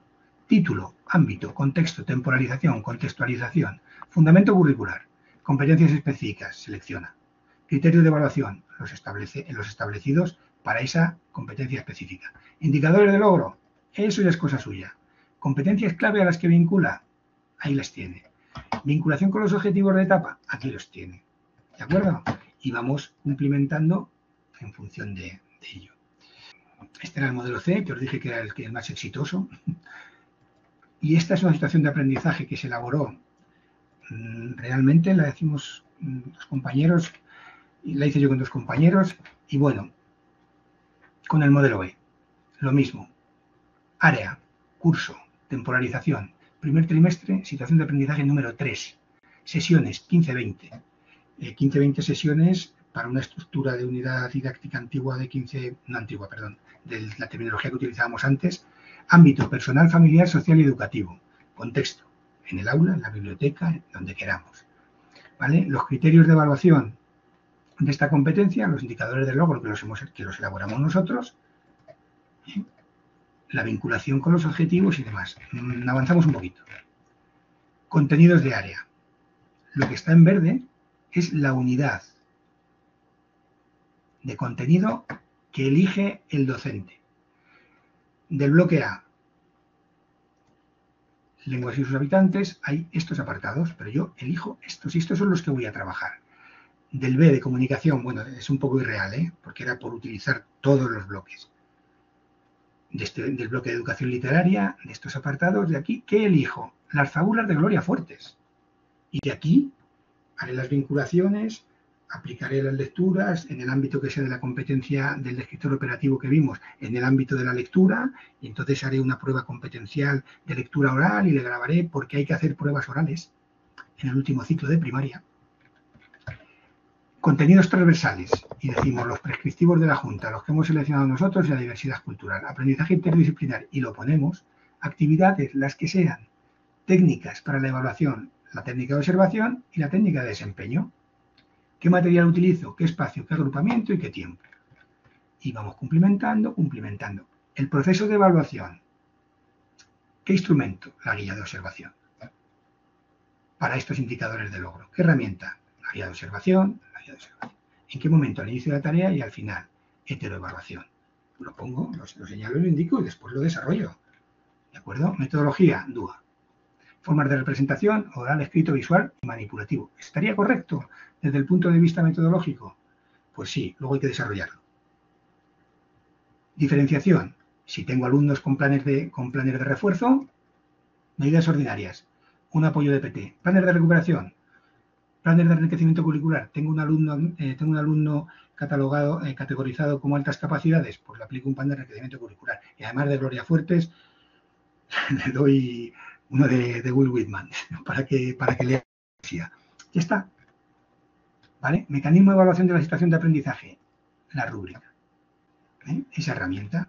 Y luego ya voy cumplimentando. Es una situación irreal que puede servir de ejemplo, pero es simplemente para que lo veáis, porque me he pasado de tiempo antes de que me podáis hacer alguna consulta y de disculparme si he resultado muy aburrido.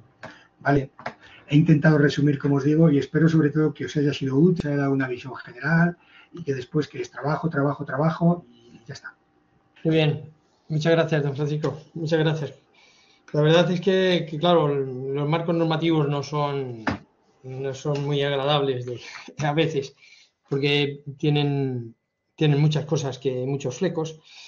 Tampoco era nuestra intención en un momento determinado analizar la normativa, sino simplemente desarrollarla para aplicarla, su aplicación. La verdad es que en este campo ha hecho un buen trabajo la Dirección Provincial, la Consejería de Educación, y nos ha dado bastantes materiales de ayuda, los mapas, todos estos modelos, etcétera. Yo creo que ha hecho un buen trabajo de ayuda al profesorado. Luego otra cosa sería pues tener un foro de debate sobre la propia ley, pero bueno, eso ya entra dentro de otro ámbito completamente distinto. Creo que vamos a necesitar tiempo para asimilar este neolenguaje. Vamos a necesitar repetir, aunque sea tedioso, pero vamos a tener que repetir mucho tiempo todo esto. Es decir, aunque sea, es que esto ya lo he oído, ya lo he visto, pero es que o lo oímos una vez y otra vez y otra vez, o no vamos a ser capaces de dominarlo. Y lógicamente, pues en eso estamos, en eso apoyaremos todo lo posible desde el centro y la universidad. De hecho, pues bueno, tenemos pendiente jornadas relativas solo a la evaluación, digamos algo más evaluación de competencias, evaluación competencial, que es algo interesante que a los docentes, pues lógicamente les preocupa y están en ello. Y otra, pues la tercera jornada sobre DUA, para poder desarrollar la integración a través de DUA, y que yo les animo a los que nos están oyendo, pues que revisen en el canal de YouTube de la universidad las jornadas que hemos tenido de DUA, que ya hemos tenido 2 jornadas de DUA y que son muy interesantes, y que les animo a que las visualicen. Y en esta tercera, pues volveremos otra vez sobre situaciones de aprendizaje, para poder dejar claro cómo lo podemos hacer con esas ruedas de DUA, etcétera, ¿no? Yo creo que es interesante. Yo apuntaba aquí la necesidad de un trabajo en equipo, porque lógicamente esto, si no trabajas en equipo, puede ser muy tedioso, imposible, para mí imposible. y quizás sea el momento, no sé si tú lo piensas así, de la autonomía pedagógica, de plantearnos la autonomía pedagógica. Tenemos dos caminos. Yo lo he estado pensando, que tenemos aquí dos caminos los docentes. O el camino de decir, sigo el libro de texto y se acabó. Dos, camino de tomármelo en serio, plantearlo y desarrollar una autonomía pedagógica seriamente, que yo prepare mis propios proyectos, prepare mis propios trabajos y adelante con lo mío. No con lo mío, con lo que hagamos en el equipo y con lo que nosotros pensamos que es lo mejor para desarrollarlo. Esa es una pregunta. Otra pregunta. Y seguro que me vas a entender perfectamente. Ya nos conocemos de hace tiempo. Yo puedo empezar, como tú bien has dicho, por lo que tú has empezado perfectamente, o puedo empezar con los contenidos que tú has dicho que es lo último. Y tenemos la tendencia siempre de empezar, pues lógicamente, por lo conocido, por lo último, por los conocimientos. O la propia evaluación. Y entonces montarlo todo al revés. Vale, dos cosas. Tú eras, ya nos dices. Pues mira, en cuanto a, primero has hecho referencia a que va a haber jornadas sobre evaluación y demás.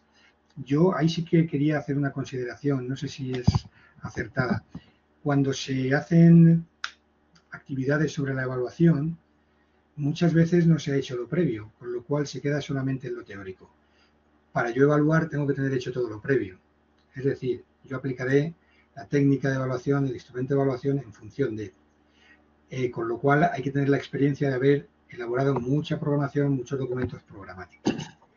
Me parece a mí que esta implementación del currículum, esta estructura del currículum, abre muchísimo la autonomía pedagógica, de trabajos en ciclo, trabajo en equipo, si elevamos a departamento, etcétera, etcétera. A mí me parece que sí, porque la situación de aprendizaje abre un camino de muchísima riqueza pedagógica y didáctica y atención al alumnado, que es lo más importante, y sobre todo que abre lo metodológico y la inclusión, yo sí que creo.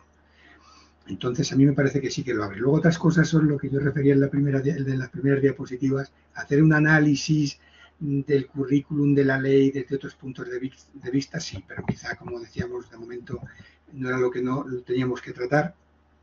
Y me parece en el sentido puramente de desarrollo curricular que no está mal, porque nos obliga a olvidarnos de los contenidos, de que yo quiero enseñar las ecuaciones de segundo grado sí o sí. Y ya veremos qué pasa con el bachillerato, ya os contará Jesús, porque la PAU competencial es otro mundo, si es que llega a serlo. Otro juicio de valor que no consideréis. Pero sí que abre un camino, yo creo, a la autonomía pedagógica y al compromiso, pero el artículo 91, trabajo en equipo. Si no trabajamos en equipo, sobre todo aprender de las escuelas infantiles y de la etapa de infantil. De verdad, esa es la única conclusión clara que he llegado yo en mi desarrollo profesional, porque en muchos aspectos ellos lo han tenido muy sencillo. Muy sencillo. El profesorado de educación infantil lo ha asimilado perfectamente porque era una forma de trabajar y una estructura para sus forma de trabajar por proyectos y su metodología que sí que se adecuaba. Y es lo que te puedo comentar. Muy bien, muchas gracias. ¿Alguna pregunta? ¿Alguna consideración que queráis hacerle a don Francisco sobre esto? Amelia. Me pregunta Amelia si podemos descartar el concepto de unidades didácticas y cambiarlo por situaciones de aprendizaje, porque realmente todavía en las oposiciones aparece el concepto de unidades didácticas. Sí, tiene toda la razón. Y en comunidades autónomas todavía. A ver, el concepto de unidad didáctica estaba establecido perfectamente, es decir, incluso temporalmente, hablábamos de 15 días, se presentaba. Nosotros nos tenemos que ceñir a la conceptualización del documento que tenemos que elaborar. Entonces, ¿qué ocurre? Hay que hablar más quizás porque, bueno, eso proviene de la LOCSE, pero después la LOE le dio otro matiz, el tema de la unidad didáctica. Conviene hablar más de unidades temporales de programación. ¿Por qué? Es verdad que hay comunidades autónomas que lo siguen manteniendo y para las oposiciones. Entonces, yo no sé cómo va a quedar eso. Estamos hablando dentro del ámbito universitario, y en el ámbito, digamos, pedagógico. Y bueno, ahí podemos incluso aventurarnos a ciertas cosas. Yo creo que es más correcto no descartarlo porque puede en algún momento volver, pero ahora no estamos tratando unidad didáctica, no estamos abordando ni elaborando unidades didácticas. Estamos haciendo situaciones de aprendizaje. ¿Enmarcadas en qué? Pues en una unidad temporal de programación. Hice la referencia, hacemos el otoño, una unidad temporal, 2 meses. En esa unidad temporal de programación yo tengo unos documentos programáticos que ahora son situaciones de aprendizaje, que están definidas conceptualmente y que tienen unas características. Y ahí tengo que moverme. Eso es lo que teórica y técnicamente nos dice la ley. La unidad didáctica, pues si nos vamos a la definición de unidad didáctica, sería el desarrollo de unos contenidos para adquirir unos objetivos. Esta ley es una ley competencial y, como digo, lo de la unidad didáctica empezó con la LOCSE y, bueno, ahí estábamos. Pero no tiene nada que ver. Puedes intervenir. Bueno, en primer lugar, saludar a Amelia, que fue mi profesora el curso pasado. Buenas tardes, María. Hola, Amelia. Soy Amelia. En Extremadura, que es donde yo me encuentro, estamos en la misma situación. Yo estoy en un centro concertado y pasa lo mismo. Cualquier normativa, cualquier cambio, es como, hablando un poco mal, desvestir un santo para vestir otro. Porque es que modificas cualquier planificación, cualquier programación, la tienes que modificar 20.000 veces, como haces un trabajo y la semana que viene lo cambias a otro.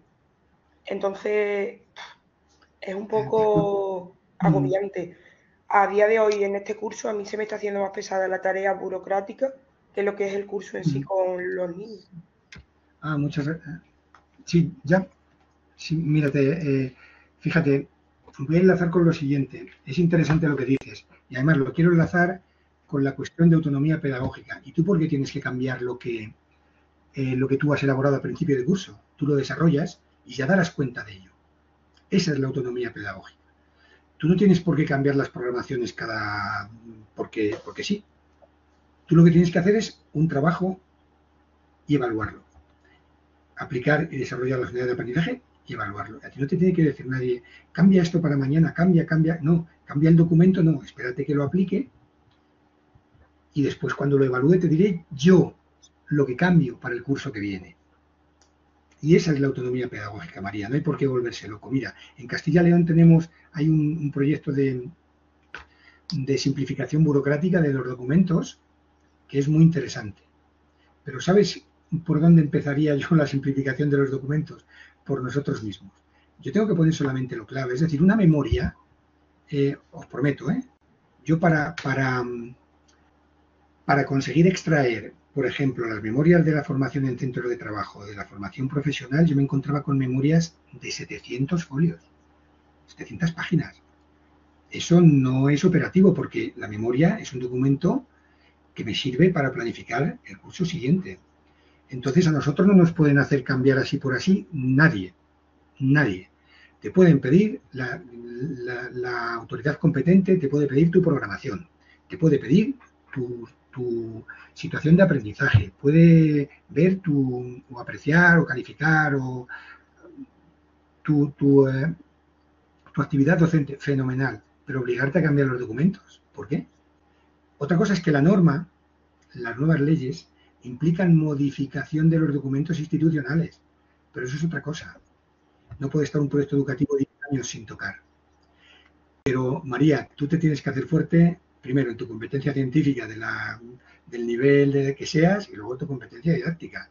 Tú elaboras tus programaciones de aula hacia arriba, con lo que dice la programación didáctica, con lo que he puesto en la propuesta curricular, y no te preocupes que nadie te tiene que decir que cambia la situación de aprendizaje para la semana que viene que nos va a visitar de Europa.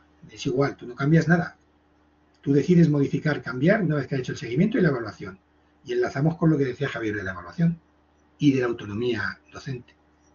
No sé si te ha servido. Y la simplificación burocrática empieza también por el centro, con los documentos, con los modelos de documentos común para todos. No se puede hacer un acta de una reunión de ciclo de 6 folios. No.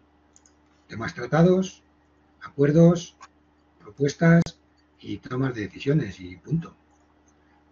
Y así es. Bueno, así debe ser. Muchas gracias, María, por tu participación. Antes de pasar a la siguiente pregunta, algunos que no han podido hacer la inscripción porque o les ha fallado el QR o han llegado a último momento, doña Patricia Castro me pasa esto y os lo... esperad un momentito. Yo os lo paso para que lo capturéis aquellos que necesitéis, ¿de acuerdo? Con el código QR, por si acaso. A ver, una duda. ¿Se pueden utilizar contenidos y saberes básicos como sinónimos? Se dejó de utilizar el concepto de saber básico porque el saber básico es muy restrictivo. Yo utilizaría contenidos. Además, están especificados en las áreas por bloques. Contenidos. ¿Y saberes básicos y estándares? Los estándares ya... Claro, los estándares son de la LOMCE. Ya. Claro, no, pero me refiero... Claro, los saberes básicos... Claro, los saberes básicos sí que hacían referencia a eso y estaban vinculados. Fijaos bien, yo no creo que todo se pueda denostar. Es decir, lo de los estándares tuvo su dificultad, pero todo es... Siempre y cuando a mí me permitan la autonomía pedagógica, el desarrollo de los documentos programáticos, sean de una u otra forma. Hay que ceñirse a la normativa, pero también no hay que utilizar estándares ni hay que utilizar... Tenemos que ir a los criterios de evaluación y a los contenidos de los bloques de las áreas. Eso es lo que hay actualmente. Sinónimos no son. ¿Dice algo Esther Barbero? Sí, dice, tengo una duda respecto a los criterios de calificación. ¿Sigue siendo básico explicitar dichos criterios con el porcentaje de calificación? En las últimas oposiciones, a la hora de las preguntas con actividad, me dijeron que esto ya no se hacía. Pues mira, los criterios de calificación, los criterios de evaluación hay que especificarlos en la propuesta curricular. Y los criterios de calificación, espera un segundo, tendría que hacerte la consulta en un documento. Vamos a hacer una cosa. Los criterios de calificación sí que tienen que especificarse, ¿eh? ¿Quién te dijo que no? En la oposición, un tribunal de oposición. Vale. Fue en la realización de la unidad didáctica, de la exposición. Al exponer los criterios, luego ya en el debate yo expuse pues que para favorecer la implicación del alumnado con su propio proceso de aprendizaje y facilitar también el seguimiento de las familias, hacía explícitos los criterios de calificación con un peso, como por ejemplo en las pruebas de evaluación orales y escritas le podía dar, por ejemplo, un 50%. Y esto me dijeron como que me lo rechazaban, que no, esto ya no se hacía. Vamos a ir a la situación de aprendizaje, ¿vale? Esto en la unidad didáctica fue. Bueno, tú hiciste una unidad didáctica. Sí, fue aquí en Castilla y León. También hicisteis unidades didácticas. Bueno, pero vamos a la situación de aprendizaje, que es lo que realmente es válido actualmente. Para que no le vuelva a ocurrir lo mismo, por lo menos. Mira, es que claro, tampoco sé cómo se convoca la oposición y cuáles son las exigencias y los puntos que te pusieron. Tú tienes que establecer el peso de la calificación. Y tienes que decir, cuando tú estás en los criterios de calificación de una situación de aprendizaje, tú tienes que decir lo que os decía antes. Este indicador de logro vale 1, y esto 1, y esto 1, y el porcentaje es el 33. Y ya está. Y para esto, para comprobar si he adquirido el indicador de logro y que lo que se evalúa es el criterio de evaluación, he aplicado el instrumento, pero tengo que especificar el peso de la calificación. Sí. Es que tenía dudas en consultarte, en responderte contundentemente, porque me extraña. Hiciste una unidad didáctica. Si tú explicas, yo de los indicadores de logro especifico el peso de los criterios de calificación y ya está. Sí, hice la unidad didáctica que marcaba la ley. Y en la evaluación que te ponían, no participé yo en las oposiciones del curso pasado. ¿Qué te pedían? ¿Qué te pedían en la evaluación? ¿Una unidad didáctica pura y dura con el concepto de unidad didáctica antiguo? Sí, eso es. ¿Para secundaria? No, en primaria, en maestros. ¿Y qué hiciste? Cuéntame, ¿qué hiciste? Elaboré como si fuera una programación pero referido todo más concreto a la unidad didáctica.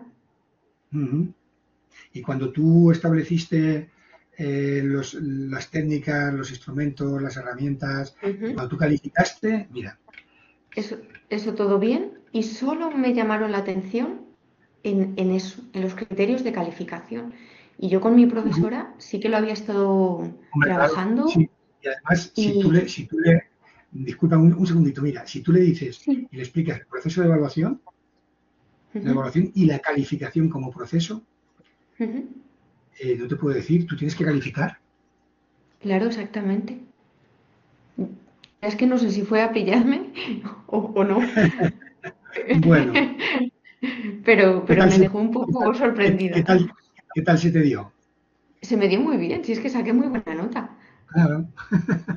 Pues entonces, a lo mejor te hice una pregunta trampa, ¿eh? Para que tú le Igual me hizo una pregunta trampa. Me extraña muchísimo que te dijera que no se usaba eso, no lo sé.